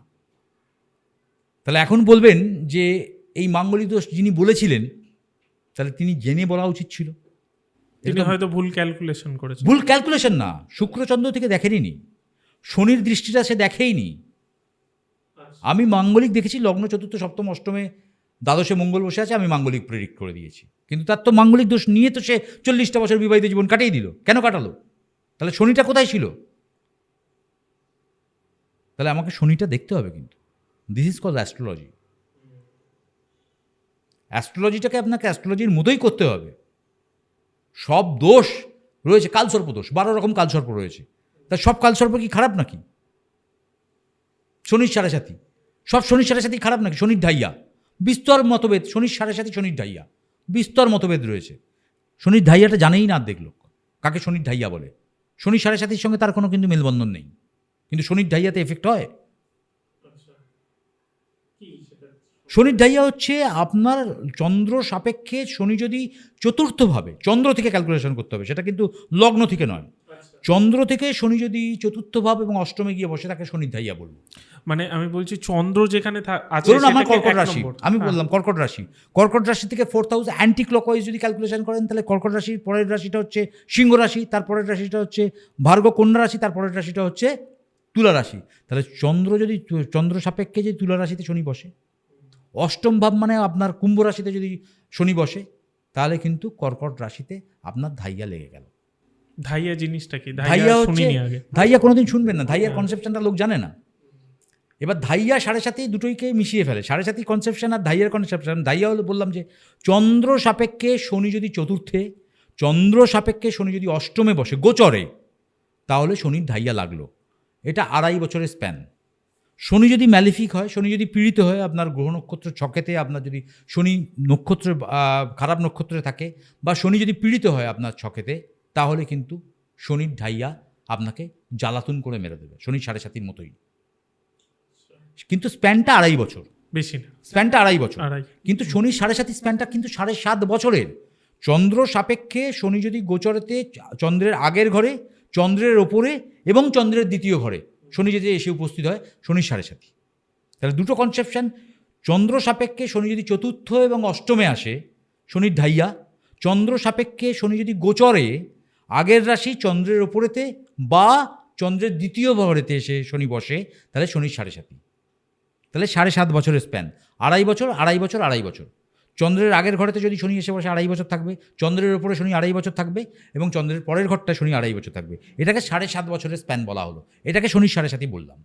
আর শনির ঢাইয়াটা 2.5 বছরের স্প্যান, সেটা কিন্তু চন্দ্র সাপেক্ষে শনি গোচরে চতুর্থ ভাব এবং অষ্টমে আসবে। 7.5-এর আগেও ঢাইয়া আসতে পারে। হ্যাঁ, ঢাইয়া আসতেই পারে, 2.5 বছর করে স্প্যান। তো এবার চন্দ্র অনুযায়ী এখন যেমন কর্কট রাশিতে শনির ঢাইয়া চলছে, স্করপিওতে বৃশ্চিক রাশিতে শনির ঢাইয়া চলছে। দেখুন, বৃশ্চিক রাশি মানে চন্দ্র, যেখানে চন্দ্র সেটাই রাশি। তাহলে বৃশ্চিক রাশি স্করপিও, সেই স্করপিও থেকে এই মুহূর্তে অ্যাকুরিয়াসে চন্দ্র রয়েছে, মানে কুম্ভ রাশিতে শনি রয়েছে, তাহলে চতুর্থ ভাব হয়ে গেল। তাহলে আমি কি বললাম, চন্দ্র সাপেক্ষে শনি যদি চতুর্থ এবং অষ্টমে আসে, তাকে শনির ঢাইয়া বললাম। আচ্ছা, এটা যাদের ধরুন কি বলি, কোন রাশি? কুম্ভ রাশি, তাই তো? কুম্ভ রাশির না, কর্কট রাশি। এবং যাদের কর্কট রাশি রয়েছে সবারই এখন ঢাইয়া চলছে, সবার ঢাইয়া চলছে। যাদের বৃশ্চিক রাশি রয়েছে তাদের সকলের ঢাইয়া চলছে। কারণ চন্দ্র এই মুহূর্তে শনি তো বসেই আছে কুম্ভ রাশিতে, কর্কট রাশি থেকে অষ্টম ভাব, আর স্করপিও বৃশ্চিক রাশি থেকে চতুর্থ ভাবে বসে আছে। তাহলে সেক্ষেত্রে থেকে কিন্তু শনির ঢাইয়া কর্কট এবং স্করপিওর হচ্ছে। আবার কি সবার খারাপ হয় না, এইবার সবার খারাপ। এবার শনিকে কি পজিশনে, শনি যদি নিজের ক্ষেত্রে থাকে, মানে ক্যাপ্রিকনে থাকে, কুম্ভ রাশিতে থাকে, শনির উচ্চস্থ জায়গা, সেই জায়গায় যদি শনি থাকে, লিব্রাতে তুলা রাশিতে যদি শনি থাকে, তাহলে আপনাকে কিন্তু ক্ষতিকারক ফল দেবে না, আমার জ্ঞান অনুযায়ী। এবার এই শনির ঢাইয়াতে আপনি রামের স্তুতি করতে পারেন, শনির 7.5-তে আপনি মহামৃত্যুঞ্জয় মন্ত্র পড়তে পারেন। যখন কথাটা আলোচনাই হলো, তার মন্ত্রগুলো একটু বলেই দিই। মহামৃত্যুঞ্জয় মন্ত্রটা বলি। মহামৃত্যুঞ্জয় মন্ত্র হচ্ছে ওং ত্রম্বকং যজামহে সুগন্ধিন পুষ্টিবর্ধনং উর্বারুকমিব বন্ধনামৃত মৃত্যুস্মুক্ষীয়মামৃতাৎ তৎপুরুষায় বিদ্মহে বেদমহি মহাদেবায় ধিয়ো তন্ন রুদ্র প্রচোদয়াৎ ওং জুং স পালয় পালয় সজু ওং নমো। এই মন্ত্র যাদের শনি 7.5 খারাপ ভালো যাই ফল দিক না কেন, এই মন্ত্র যদি রেগুলার বেসিসে যাদের শনি 7.5 চলছে, তারা এই যে মহামৃত্যুঞ্জয় মন্ত্র যদি পাঠ করে, অনেকটা প্রশমিত হবে। শনির ঢাইয়া যাদের চলছে, তাদের বলবো রামের এই মন্ত্র পাঠ করার জন্যে। ওং রামায় রামভদ্রায় রামচন্দ্রায় বেদসে রঘুনাথায় নাথায় সীতায় পতায় নমো। মন্ত্রটি আমি আরেকবার বলে দিই। ওং রামায় রামভদ্রায় রামচন্দ্রায় বেদসে রঘুনাথায় নাথায় সীতায় পতায় নমো। এই মন্ত্র 108 বার বা 8 বার করে পড়তে পারে। বিশেষ করে কর্কট রাশি, স্করপিও বৃশ্চিক রাশি, এবং যাদের শনি 7.5 চলছে, যেমন মীন রাশির ফার্স্ট স্টেজ শনি 7.5, কুম্ভ রাশিতে সেকেন্ড স্টেজ শনি 7.5, এবং ক্যাপ্রিকন মকর রাশিতে থার্ড স্টেজ শনি 7.5। তাহলে কুম্ভ, মকর এবং মীন এই 3টে রাশির জাতক জাতিকাও কিন্তু মহামৃত্যুঞ্জয় মন্ত্র পাঠ করতে পারে। আচ্ছা, শনি 7.5 থার্ড স্টেজে অনেকে বলে যে, এবার এই শনি 7.5-তে প্রথম স্টেজে কী হয়, 2.5 বছরে কী হয়? প্রথম স্টেজে দেখা যায় বাবা মার শরীর খারাপ করছে। শনি 7.5-তে বাবা মার শরীর খারাপ করছে, নিজের শরীর স্বাস্থ্যের দিকেও ডিটোরিয়েট করে যাচ্ছে, পয়সা কড়ির জায়গায় ঝামেলা হচ্ছে। সেকেন্ড, ওটা 2.5 বছরের ফেজ চলছে। সেকেন্ড ফেজে গিয়ে দেখা যাচ্ছে অফিসিয়াল জায়গা গণ্ডগোল আরম্ভ হয়ে গেল, অফিসের মধ্যে হঠাৎ করে গণ্ডগোল, বইয়ের সঙ্গে বা প্রেমিক প্রেমিকা যারা প্রেম করেন, যারা বিয়ে করেননি এখনো, তাদের ক্ষেত্রে দেখা যাবে তাদের মধ্যে সম্পর্কহানি হচ্ছে, ডিটোরিয়েট করে যাচ্ছে, ভালো কথা বলছি রেগে যাচ্ছে, পারিবারিক অশান্তি, জায়গা জমি নিয়ে সমস্যা। থার্ড স্টেজটা যখন শনি ছেড়ে যাচ্ছে, তখন কিন্তু আপনাকে কিছু একটা দিয়ে যাবে।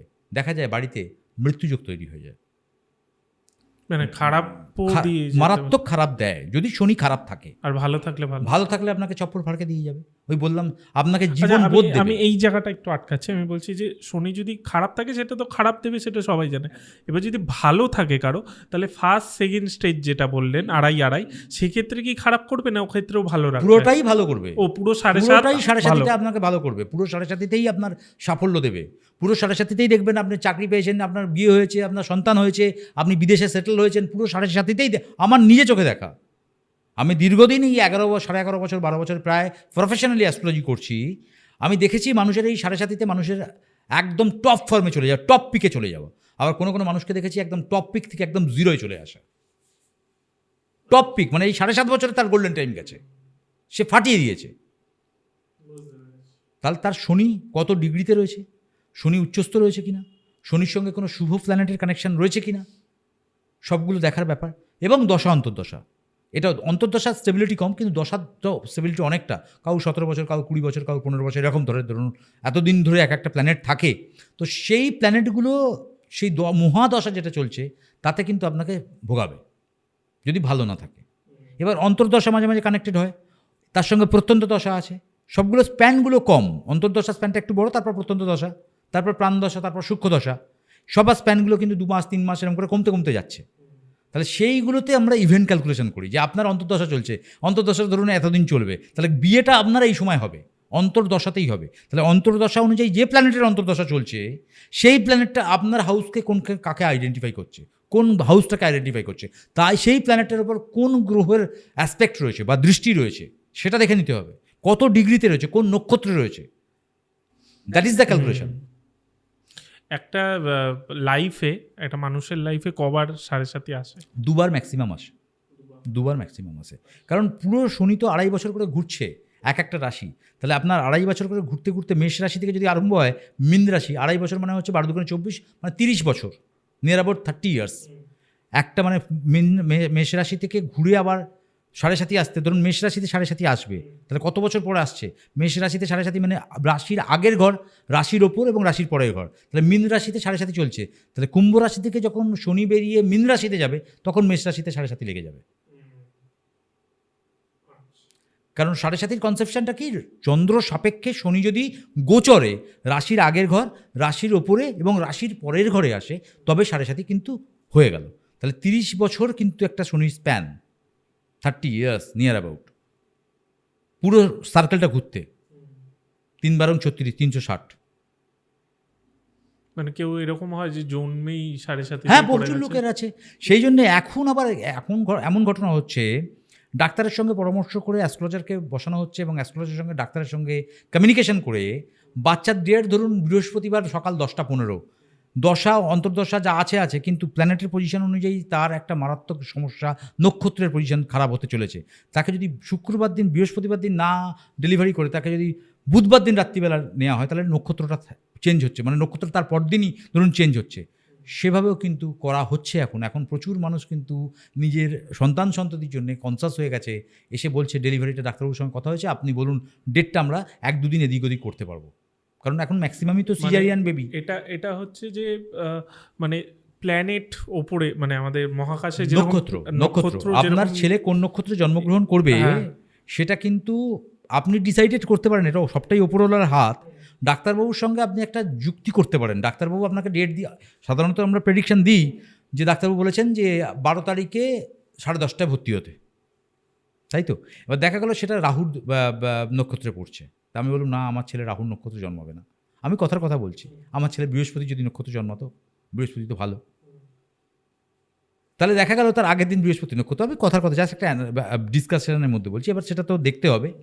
তখন ডাক্তারবাবুকে তিনি রিকোয়েস্ট করলেন যে আমার তো সিজারিয়ান বেবি হবে, তো ডেটটা কি আগের দিন করে নেওয়া যায় রাত্রিবেলা? ডাক্তারবাবু বললেন হ্যাঁ করতে পারেন, যদি ওনার অ্যাভেলেবিলিটি পেস থাকে। এবার এটা ডাক্তারের সঙ্গে পেশেন্ট পার্টির কথা, অ্যাস্ট্রোলজার বলেছে যদি আপনার আগের দিন হয় তাহলে বেটার হতেও, এতেও খারাপ হবে না, কিন্তু যদি হয় ডাক্তারবাবুর সঙ্গে আবার কথা বলতে পারেন।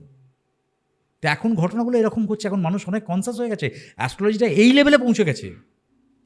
আমি জানি না এটা খুব বোকা বোকা প্রশ্ন হবে কিনা, আমি তাও জিজ্ঞেস করছি। ধরুন বাবা মায়ের খুব ভালো টাইম যাচ্ছে, ওকে, তো এই টাইমেই বেবি হচ্ছে বা এরকম কিছু, ওকে, তাহলে কি মানে বেবির ক্ষেত্রেও সেটা হতে পারে যে একটা হয় না যে আমি যে, মানে যেটা মেনলি অ্যাস্ট্রোলজির ক্ষেত্রে যে প্ল্যানেটস ইকুয়েশনগুলো হয় যে আমি যেই সময় জন্মেছি সেই সময় নক্ষত্রদের পজিশন কি ছিল, তো বাবা মা যখন ভালো টাইম যাচ্ছে তখন তার মানে তাদের নক্ষত্রের পজিশন, সেটার কোনো বাধ্যবাধকতা নেই। আচ্ছা, বাবা মার ভালো টাইম যাচ্ছে বলেই ছেলে একদম খুব ভালো নক্ষত্র বা খুব ভালো দশা নিয়ে জন্মগ্রহণ করে মারাত্মক জায়গায় পৌঁছে যাবে না, হয় না। এরকম দেখা গেছে বাবা মা মারাত্মক সজ্জন ব্যক্তি, ছেলে মারাত্মক চিটিংবাজ হয়েছে, এরকম প্রচুর দেখা গেছে। বাবা মা দারুণ সজ্জন ব্যক্তি, পাড়াতে প্রচুর নাম, কিন্তু বাবা মার নাম, বাবা মাস্টারমশাই লোক, মাথায় মুখে রুমাল চাপা দিয়ে বেরোচ্ছেন, ছেলের জন্য টিকতে পারছেন না। পাড়ার লোক এসে বলছে, যেহেতু মাস্টারমশাই লোক সবাই বলছেন না, কিন্তু ছেলের জন্য বাবার মাথা হেঁট হয়ে যাচ্ছে, ছেলে মারাত্মক চিটিংবাজি করে বেড়াচ্ছে, বাবাকে তার টাকা শোধ করতে হচ্ছে, কারোর কাছ থেকে সে ধার নিয়েছে সে দিচ্ছে না, এরকম একজন না একাধিক ব্যক্তির কাছ থেকে মাস্টারমশাই ছেলে বলে সে ধার নিয়ে চলে এসেছে।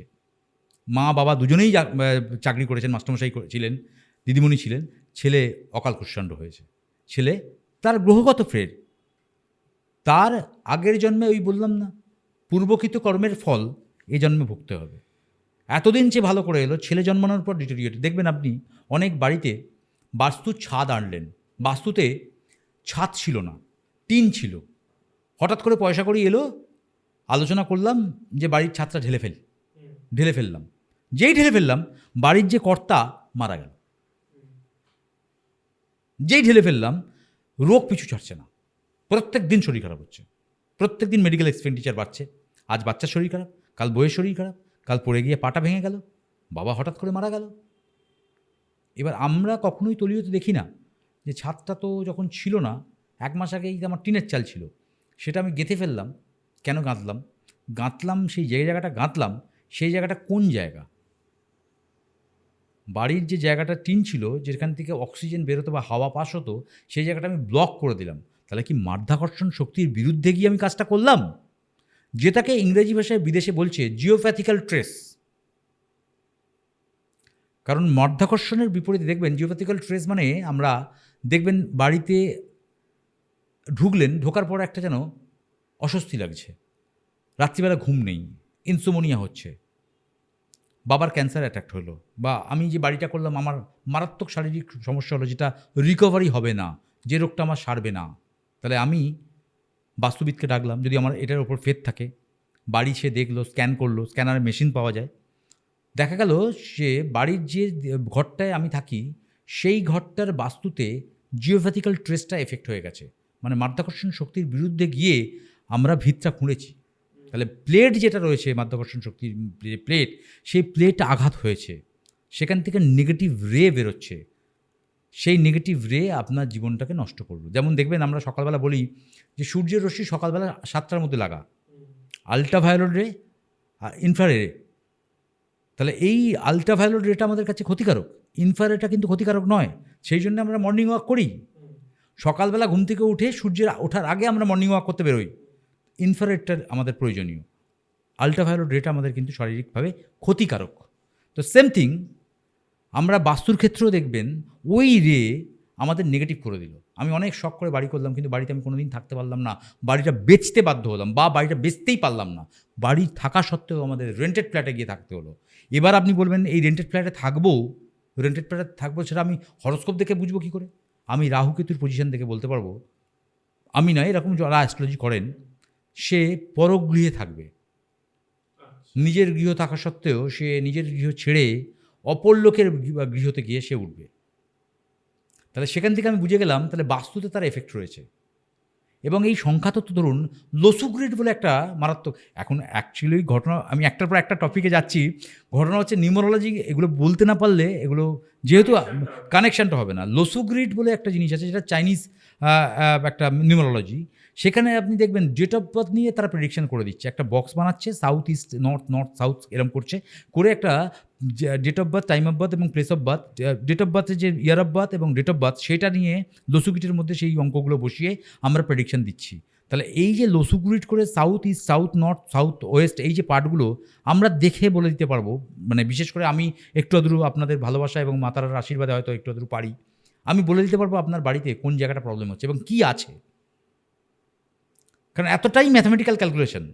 আপনি বাড়িতে বসে থাকবেন, আমি দেখে লোসুগ্রিড বানিয়ে আপনাকে বলে দেবো, আপনার বাস্তু প্রেডিকশন দিয়ে দেবো যে আপনার বাস্তুতে কোন কোন সাইড নেগেটিভ। তারপর তো বাস্তুতে গিয়ে বাস্তু দেখা, বাস্তুকে রেকটিফাই করা, কোন ওয়ালেতে আপনার নেগেটিভ এনার্জি রয়েছে, কোন ওয়ালেতে আপনার জিওপ্যাথিক্যাল ট্রেস রয়েছে, সেটাকে how to neutralise the geopathical stress, সেসব তো ম্যাথামেটিক্যাল ডিডাকশন আছে, সেসব তো অঙ্ক আছে। কিন্তু ইমিডিয়েটলি আপনি বাস্তুতে কী করে এনহান্স করবেন, বাস্তুটাকে ঠিক করবেন কী করে, তার কিছু প্রসিডিওর রয়েছে, কিছু ফটো ফ্রেম রয়েছে, কিছু স্টোন রয়েছে, কিছু জিনিসপত্র রয়েছে, যেগুলো দিয়ে ইমিডিয়েটলি আপনাকে বাস্তুকে ব্যালেন্স করবেন। অ্যাকচুয়ালি ক্ষিতি, অপ, তেজ, মরুদ, বোম, এই 5টা এলিমেন্ট যেমন আমাদের বডিতে রয়েছে, বাস্তুর মধ্যেও কিন্তু এই ক্ষিতি, অপ, তেজ, মরুদ, বোম রয়েছে। তাহলে আপনার বডিতে যদি সোডিয়াম কমে যায়, মাথা ঘোরাবে, আপনাকে হসপিটালে ভর্তি হয়ে আপনাকে সোডিয়াম বাড়িয়ে আসতে হবে। সেম থিং, আপনার বাড়িতে ক্ষিতি কম বা অপ, তেজ কম, তাহলে আপনার বাড়িতে স্পার্কিং কমে যাবে, রোজগার কমে যাবে। আপনার যদি সাউথ ইস্ট কর্নার আটকে যায়, তাহলে সাউথ ইস্ট কর্নার আটকে গেলে আপনার টাকাও আসবে না এবং আপনার ফেম আসবে না কোনো দিন, আপনি নাম করতে পারবেন না, লিখিত গ্যারান্টি একদম। আমি দেখেছি নর্থের কর্নার আপনি অরেঞ্জ কালার করে দিন, আপনি দেখুন আপনার টাকা আটকে যাবে মার্কেটে। আপনি যদি ব্যবসা করেন, আপনি নর্থ বলকে অরেঞ্জ কালার করে দিন, আপনার একটা পয়সা মার্কেট থেকে কালেকশন হবে না। কালেকশন হবে না। কালেকশন হবে না, আপনি দেনায় পড়ে যাবেন। আপনি আপনার নর্থ ইস্টের পার্ট, যেটাকে ঈশান কোণ বলি, বাস্তুদেবতার মাথা থাকে, সেই পার্টেতে আপনি টয়লেট করে ফেলুন, বাথরুম করে ফেলুন, আপনার সারা জীবন শরীর খারাপ লেগে থাকবে, কোনো দিন সেই শরীর খারাপ রিকভারি হবে না। আপনার নর্থ ওয়েস্ট কর্নার, বায়বকুণ, মায়ের জায়গা খারাপ যদি হয়, সারা জীবন আপনি মাকে নিয়ে অসুস্থ থাকবেন, মা আপনার অসুস্থ থাকবে। আমি দেখেছি, আমার প্র্যাকটিক্যাল এক্সপিরিয়েন্স, রেগুলার বেসিসে দেখছি। তাহলে বাস্তুশাস্ত্রের সঙ্গে আর কটা বলুন এগুলো। সাউথ ওয়েস্ট, ধরুন সাউথ ওয়েস্ট, দক্ষিণ পশ্চিম যে কর্নার, দক্ষিণ পশ্চিম কর্নার, পশ্চিম দিকটা হচ্ছে স্যাটার্নের কম্বিনেশন, স্যাটার্ন রয়েছে, শনি রয়েছে, আপনার কর্ম হবে না আপনার যদি নেগেটিভ থাকে। আপনি থাকলে ওই জায়গাটা মানে বাথরুম ওয়েস্ট কর্নারে আপনি বাথরুম করতে পারেন, কিন্তু সাউথ ওয়েস্ট, সাউথের কানেক্টার রয়ে গেল। সাউথ তো হচ্ছে আপনার আগুন, সাউথ ইস্ট কর্নার হচ্ছে আপনার অগ্নিকোণ, সাউথ হচ্ছে মঙ্গল। তাহলে সেখানে যদি আপনি টয়লেট করেন, তাহলে কী হলো? টয়লেট তো জল, তাহলে জল তত্ত্ব কানেক্ট হয়ে গেল। আমরা দেখবেন, আমরা সাধারণত বলি সূর্যকে অর্ঘ্য দিচ্ছি, জল দিয়ে অর্ঘ্য দিচ্ছি। অ্যাকচুয়ালি কি ঠিক দিচ্ছি? জল তো চন্দ্রকে কানেক্ট করে, সূর্য তো অগ্নি, তাহলে আগুনের মধ্যে তো আপনি জল ঢালছেন, তাহলে আপনার স্পার্ক কমবে, আপনার স্পার্ক কমবে। আপনাকে ঘি নিতে হবে, ঘি দিয়ে সূর্যকে আহুতি করুন, ঘি নিয়ে সূর্যকে অর্ঘ্য দিন। ওং আদিত্যায় নমঃ, ওং গৃণী আদিত্যায় নমঃ। আপনার মধ্যমা বা আপনার অনামিকা এবং বৃদ্ধাঙ্গুলি দুটোকে একসঙ্গে লাগিয়ে বাঁ হাতে ঘি নিয়ে, ঘি দিয়ে বলুন ওং গৃণী আদিত্যায় নমঃ, ওং গৃণী আদিত্যায় নমঃ, ওং গৃণী আদিত্যায় নমঃ। আপনি দেখুন আপনার ডেভেলপড হবে, আপনি দেখুন আপনার ডেভেলপমেন্ট। যা জল দিয়ে আপনি করেছেন, দেখবেন ম্যাক্সিমাম লোক জল সূর্যকে অর্পণ করছে। আপনি 100 জনকে জিজ্ঞেস করুন, প্রতিদিন করি, কিছু হয়নি তো। আমি দেখেছি, আমার প্র্যাকটিক্যাল অভিজ্ঞতা, আমি বাস্তবের সঙ্গে একদম মাটির মানুষ, মাটির জায়গার মানুষ, আমি নিজেকে দেখেছি, আমি দেখেছি মানুষকে বলেছি, মানুষ বলেছে জল দিচ্ছি প্রতিদিন, সূর্যকে অর্ঘ্য দেওয়া, সূর্যকে জল দিয়ে প্রতিদিন নমস্কার করি, উন্নতি উপকার লোক বুঝতে পারি না, দিই প্রতিদিন, এটা একটা অভ্যেস হয়ে গেছে, না দিলে যেন কীরম হয়। আমি একটা ঘি দিয়ে করে দেখুন, আপনি উন্নতি মানে কালকে সকালবেলা গিয়ে আপনি বিলিয়নার হয়ে যাবেন না, কিন্তু আপনার মানসিক পরিস্থিতি, আপনার হার্টের প্রবলেম, সেই জায়গা থেকে আপনি কিছুটা হলেও রেকটিফাই পাবেন, আপনি রাস্তা পাবেন। আপনি রাস্তা পাচ্ছেন না, বিভ্রান্ত, তাহলে রাস্তাটা পেলে তো আপনি হাঁটতে পারবেন। তাহলে হাঁটার জায়গাটাই যদি আমি না পাই, তাহলে আমি হাঁটবো কী করে? আমি লোককে বলি, যারা সূর্যকে অর্ঘ্য দিচ্ছেন, আপনি শুকনো লঙ্কার বীজ 11টা নিয়ে নিন, কপারের গ্লাসে দিয়ে, তাতে ঘি দিয়ে, ঘি তো এবার বলবেন ঘি তাহলে এত টাকার ঘি আমি কিনবো কী করে? সম্ভব নয়। ঘি হাতে নিন, অনামিকা আঙুল দিয়ে বুদ্ধাঙ্গুল লাগান, ওং গৃণী আদিত্যায় বলুন, দেখুন না। আমি সবাইকে বলি যে আপনি ঘি জল দিয়ে তো এতদিন করলেন, আমার কথা শুনে একটু ঘি দিয়ে করুন না, দেখুন না, 15 দিন করে দেখুন না, কী পজিটিভিটি পাচ্ছেন, কী পজিটিভ পাচ্ছেন। অনামিকা আঙুল দিয়ে ঘি দিয়ে করুন না। 100টা লোক তো বলছে কি জল দিয়ে করে দিন, আমি আপনাকে ঘি দিয়ে বলছি। এবার ঘি আপনাকে এক পাত্র ঘি নিলে আপনি পারবেন না, কস্টলিয়েস্ট হয়ে যাবে। যে কোনো জিনিস যদি আপনার খরচার জায়গায় চলে যায়, বিরাট খরচার জায়গা, প্রতিদিনকার খরচার জায়গায়, ওটা 2 দিন করার পর আর ভালো লাগবে না। আপনি 1 চামচে ঘি নিন, তাতে আঙুল ডুবিয়ে দিন, ওং গৃণী আদিত্যায় নমঃ। আপনি এরকম কিছু বিষয় আমাদের বলুন যেগুলো মানুষের উন্নতি হতে পারে, যেমনি এটা বললেন। ধরুন প্রচুর মন্ত্র আছে, মন্ত্র মানুষের জীবনেতে অনেক জায়গাতে পজিটিভিটি। আমি কিছু মন্ত্র বলি, ধরুন কুবের দেবের মন্ত্র। কুবের দেব আমাদের অর্থনৈতিক পরিকাঠামো দেয়। ওং কুবেরায় নমস্তাভ্যাং নিধি পদ্মধিপায় চ সমস্ত জগত ধারায় মূর্তায়ে ব্রহ্মণে নমঃ। এই মন্ত্র রেগুলার 11 বার পাঠ করতে পারেন, পয়সার জায়গা ডেভেলপ করাবে। আপনাদের বাড়ির নর্থের যে পজিশন রয়েছে, সেখানে একটা ধনলক্ষ্মীর ছবি লাগিয়ে দিন। ছবিটা কত ইঞ্চির মধ্যে হবে? মাপ আছে, 9x9, 9 ইঞ্চি 9 ইঞ্চি, ব্যাস এবং ব্যাসার্ধ সমান হতে হবে। নর্থের দেয়ালে লাগিয়ে দিন। আপনার পয়সার যদি ফ্লো কমে থাকে, পয়সার ফ্লো বেড়ে যাবে। আপনার যদি উধারি থাকে, ধার থাকে, শোধ হবে। ধনলক্ষ্মীর ছবি লাগিয়ে দিন। যদি ধরুন সাউথ ইস্ট কর্নার, জলের কানেকশন রয়েছে, বেসিন লাগিয়ে ফেলেছেন, বেসিন কি ভেঙে দেবেন? অনেক টাকা দিয়ে বেসিনটা একটা স্ট্যান্ড বেসিন কিনে নিয়ে লাগিয়ে দিয়েছি সাউথ ইস্টের ডিরেকশনে, কিন্তু সাউথ ইস্টের ডিরেকশনে জল লাগবেন কেন? সাউথ ইস্টে তো অগ্নিকোণ, সেখানে আমি জল লাগলে তো আপনার অগ্নিটা নিভে যাবে। ধরুন যদি কোনো বিবাহিত ছেলেমেয়েরা সাউথ ইস্ট কর্নারেতে ওই জলওলা ঘরেতে থাকে, বাচ্চা হতে দেবে না। মারাত্মক জলওয়ালা ক্যালকুলেশন। ঘরে বলতে মানে জল ধরুন বেসিন রয়েছে, সাউথ ইস্ট কর্নারে জল রয়েছে, সাউথ ইস্ট কর্নারেতে আপনার জলের ট্যাঙ্কি বসানো আছে, আপনারা ওই ঘরটায় শোন, মাথার উপর জলের ট্যাঙ্কি সাউথ ইস্ট কর্নারেতেই রয়েছে, আপনার ছেলে সন্তান সন্ততিতে অবস্টাকলস দিয়ে দেবে। তাহলে এটাকে রেক্টিফাই কীভাবে করবেন? ইমিডিয়েটলি করার জন্য কী করবেন? একটা সাউথ ইস্ট কর্নারে একটা পঞ্চমুখী হনুমানের ছবি লাগিয়ে দিন, পঞ্চমুখী হনুমানের ছবি লাগিয়ে দিন, এবং পঞ্চমুখী হনুমানের বীজ মন্ত্র পাঠ করতে পারেন, ওং হরি মার্কটে মার্কটায় সাহা, ওং হরি মার্কটে মার্কটায় সাহা। এই মন্ত্র রেগুলার 21 বার জপ করতে পারেন, এবং সাউথের ওয়ালেতে একটা পঞ্চমুখী হনুমানের ছবি লাগাতে পারেন। সাউথ ইস্টের কর্নার যদি এফেক্টেড হয়ে থাকে, তাহলে একটা লাল বাল্ব 0 লাগিয়ে দিন, 24 ঘন্টা জ্বলবে, নেভাবেন না, 24 আওয়ার্স একটা লাল বাল্ব জ্বলবে, মারাত্মকভাবে উপকৃত হবেন। সামান্য একটা লাল বাল্ব। এইটার বিষয় জিজ্ঞেস করি, কেউ ধরুন জানে না ক্ষতি আছে কি না আছে, সেও কি লাগিয়ে রাখতে পারে? হ্যাঁ, এখন দেখে নিন, আমি যেমন বললাম যে সাউথ ইস্ট কর্নারে জলের কানেকশন, জলের পাইপ গেছে, জলের কর্নার রয়েছে, আপনার বেসিন রয়েছে, আপনার সাউথ ইস্ট কর্নারে জলের ট্যাঙ্ক লাগানো রয়েছে, নিচে দিয়ে কোনো ড্রেন গেছে, ড্রেনের উপর চাপা নেই, এই যে জল জাতীয় কানেকশানগুলো রয়েছে, আপনি একটা লাল বাল্ব লাগিয়ে রাখুন। লাল বাল্ব তার বেশি দাম না, 0 লাল বাল্ব 24 ঘন্টা জ্বলবে। আপনি দেখুন না লাগিয়ে কী এফেক্ট হয়, কী এফেক্ট হয়। তো এন্ট্রেন্স, ধরুন আমাদের পূর্ব দিশে এন্ট্রেন্স হওয়া সব থেকে ভালো, দক্ষিণ দিকে হতে পারে। এই যে এন্ট্রেন্সের নেম প্লেট লাগানো 100% দেওয়া উচিত, নেম প্লেট বাড়ির সামনে লাগানো উচিত, আপনার বাস্তুর পজিটিভিটি বাড়বে।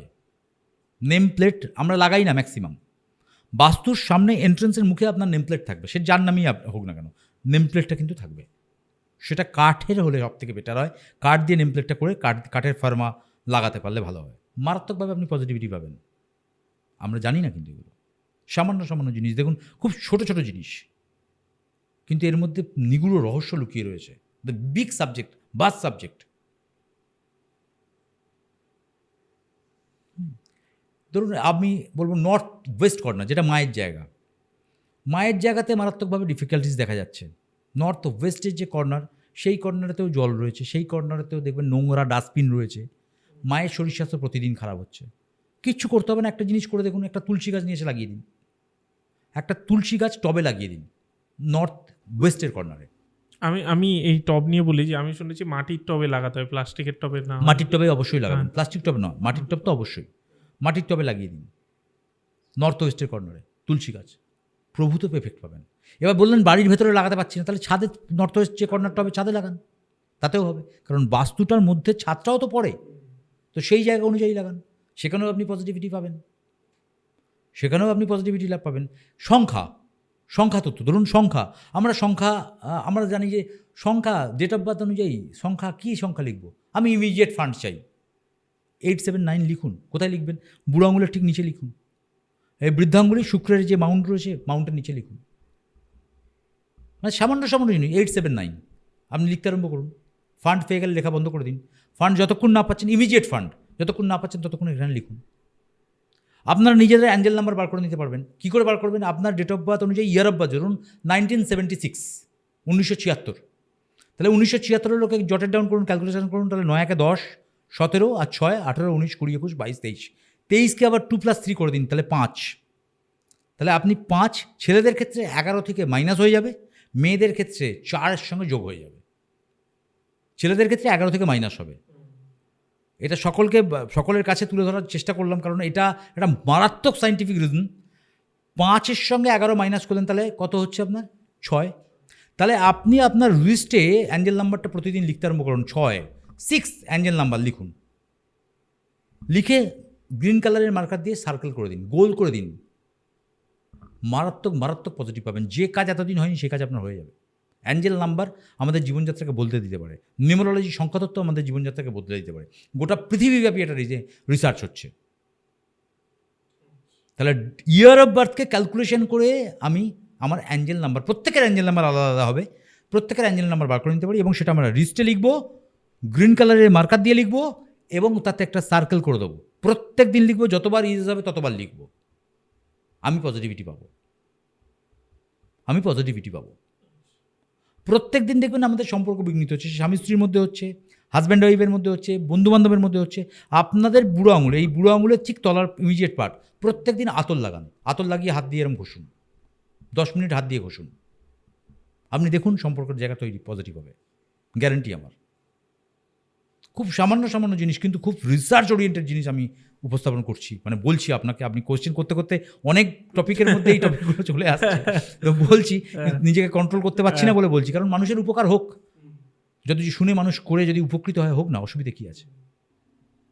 সেটাই না, আমার খুব ভালো লাগলো যে আজকে একরকমভাবে আমরা প্রত্যেক দিন প্রত্যেকটা পডকাস্টে আমি দেখি যে একরকমভাবে শুরু করি আর একরকমভাবে এন্ড হয়, কারণ এতটা ডিটেলে কথা হয়ে যায়, কথা বলতে বলতে বলতে বেরিয়ে আসে। কারণ আমরা ভেবেছিলাম যে আমরা রাশি তারপর ছক এই নিয়ে কথা বলবো শুধু, সেখান থেকে অন্য একটা দিক খুলে গেল। আর খুব সত্যি শেষটা খুব খুব এঙ্গেজিং হয়েছে, আর মানুষ এই ছোট ছোট জিনিসগুলো না খুব জানতে যায়। কারণ অনেক সময় কি হয়, জ্যোতিষীর কাছে যাচ্ছে বা বাস্তু এক্সপার্টের কাছে যাচ্ছে, তা তো সব বলে না। তো সেক্ষেত্রে যদি একটা ভিডিও দেখে, বা অনেকের কাছে সামর্থ্য হয় না কিন্তু যাওয়ার মতো, একদমই তাই, তো সেক্ষেত্রে একটা ভিডিও দেখে যদি তারা একটা মানে একটা বেনিফিট পায়, তাহলে আমার মনে হয় তো সেটা তো অনেকটাই বেটার। বলার চেষ্টা করো, দেখুন এর মধ্যে অনেক মন্ত্র রয়েছে, মন্ত্রগুলো লেখার জায়গা। যেমন ধরুন আমি প্রত্যেকদিন ফ্রাস্ট্রেটেড হচ্ছি, রাত্রিবেলা ফিরছি ডিমোরালাইজ হচ্ছি, অশান্তি বাড়ছে, নিজের মনের মধ্যে একটা ডিস্যাটিসফ্যাকশন বাড়ছে, কোনো জায়গাতেই কোনো সফলতা আসছে না, আমি দিনে দিনে যেন আমি অসুস্থ হচ্ছি। প্রত্যেককে বলবো ওং দুর্গা দুর্গা রক্ষিণী রক্ষিণী সাহা, ওং দুর্গা দুর্গা রক্ষিণী রক্ষিণী সাহা। এটা যদি প্রত্যেক দিন রাত্রিবেলা শোবার সময় খাতাতে ডায়েরিতে লিখে, লাল কালি দিয়ে লিখে, যতবার পারলো লিখলো, কোনো দিন একবার পারলো, কোনো দিন 100 বার পারলো, যেরকম টাইম, যেরকম ভালো লাগছে লিখে শোয়, আমার মনে হয় অনেক শান্তিতে তার ঘুমটা হবে, খুব মারাত্মক একটা জিনিস। সামান্য একটা লেখা, একটা মন্ত্র আমি যদি রেগুলার লিখি, তাতে হয়তো আমার মেন্টাল স্ট্রেসটা কমে যাবে। তো দেখুন মানুষ এখন ইনসোমনিয়া ভোগে, কারণ আমরা এই ইঁদুর দৌড়ে দৌড়চ্ছি, প্রত্যেক দিন আমাদের আপডেট চাই, প্রত্যেক দিন আমাদের পয়সা চাই, প্রত্যেক দিন আমাদের এক্সপেকটেশন বাড়ছে, ফ্যামিলির সঙ্গে সঙ্গে নিজের এক্সপেকটেশন বাড়ছে। আমরা আধুনিকতার সঙ্গে নিজেকে মেলাতে গিয়ে আমরা পরিশ্রম করছি, আমরা মানসিকভাবে রিল্যাক্সড হতে পারছি না, ব্লকেজ হয়ে যাচ্ছি। তো সেই জায়গা থেকে যদি কিছুটা বার করা যায়, সেই জায়গা থেকে যদি কিছুটা রিলিফ পাওয়া যায়।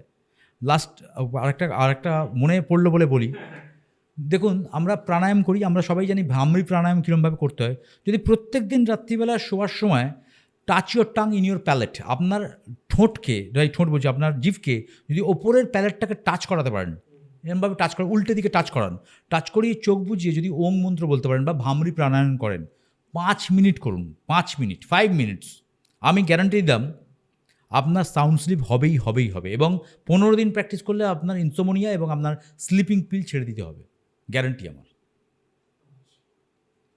একটা মুদ্রা, জিভটাকে টাচ করতে হবে উপরের প্যালেটে, চোখ বুজিয়ে ভামড়ি করতে হবে, 5 মিনিট, বাস শুয়ে পড়ুন, কাম অ্যান্ড কোয়াইট একটা ঘুম হবে, একদম সুন্দর একটা নিদ্রা হবে। এবং 15 ডেজ যদি কন্টিনিউয়াস 5 মিনিট করে দেওয়া যায়, গ্যারান্টি সহকারে বললাম স্লিপিং পিল ছোবে না। আচ্ছা, খুবই ভালো লাগলো এই কনভারসেশনে।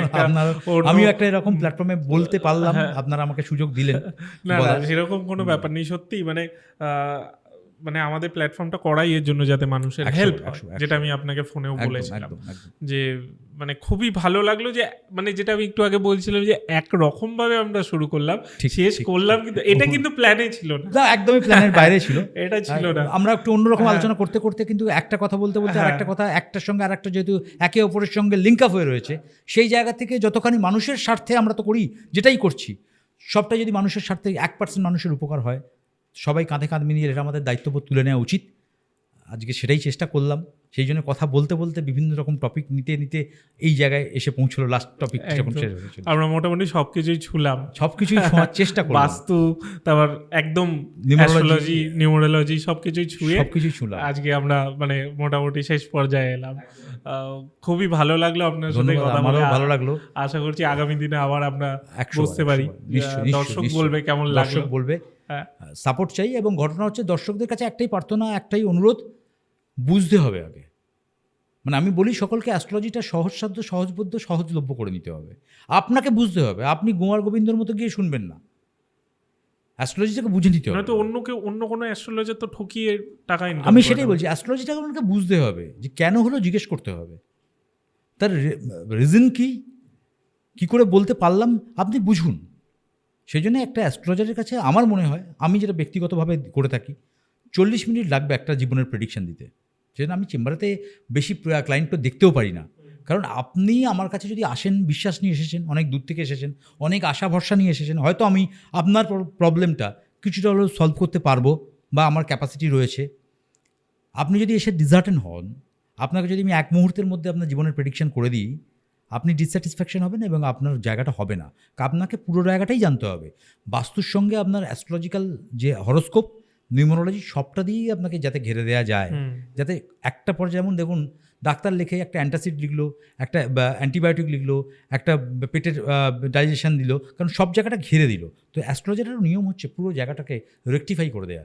জন্মছক বৃত্তান্ত অনুযায়ী তাকে দেওয়া হলো তার তান্ত্রিক, তার মন্ত্র এবং তার সঙ্গে সঙ্গে তার নিউমারোলজি, অ্যাঞ্জেল নাম্বার সবটাই তাকে যদি বলে দেওয়া যায়, সে 50% তো ভালো হতেই পারে। যদি পার্টিকুলার প্রেডিকশনটা হয়, যদি পার্টিকুলার যে জায়গাটা আমার দুর্বল সেই জায়গাটা যদি আমি নাড়িয়ে দিতে পারি, ডেফিনেটলি কাজ হবে। অ্যাস্ট্রোলজি তো বিজ্ঞান, এগুলো তো আমাদের লিখিত শাস্ত্র নয়, 6500 বছর পুরনো শাস্ত্র, আপডেট হতে হতে হতে হতে আজকে এই পর্যায়ে এসে পৌঁছেছে। Thank you. আবার আমরা কোনো Thank you. একদিন Definitely, অবশ্যই বলবো। definitely. আজকে দর্শক জানাক কেমন লাগলো, অবশ্যই দর্শকের ডেফিনেটলি কমেন্ট চাই একদম। আর দর্শকের যদি ভালো লাগে ডেফিনেটলি আবার আমরা আসবো। Thank you. থ্যাংক ইউ, ভালো থাকুন, নমস্কার।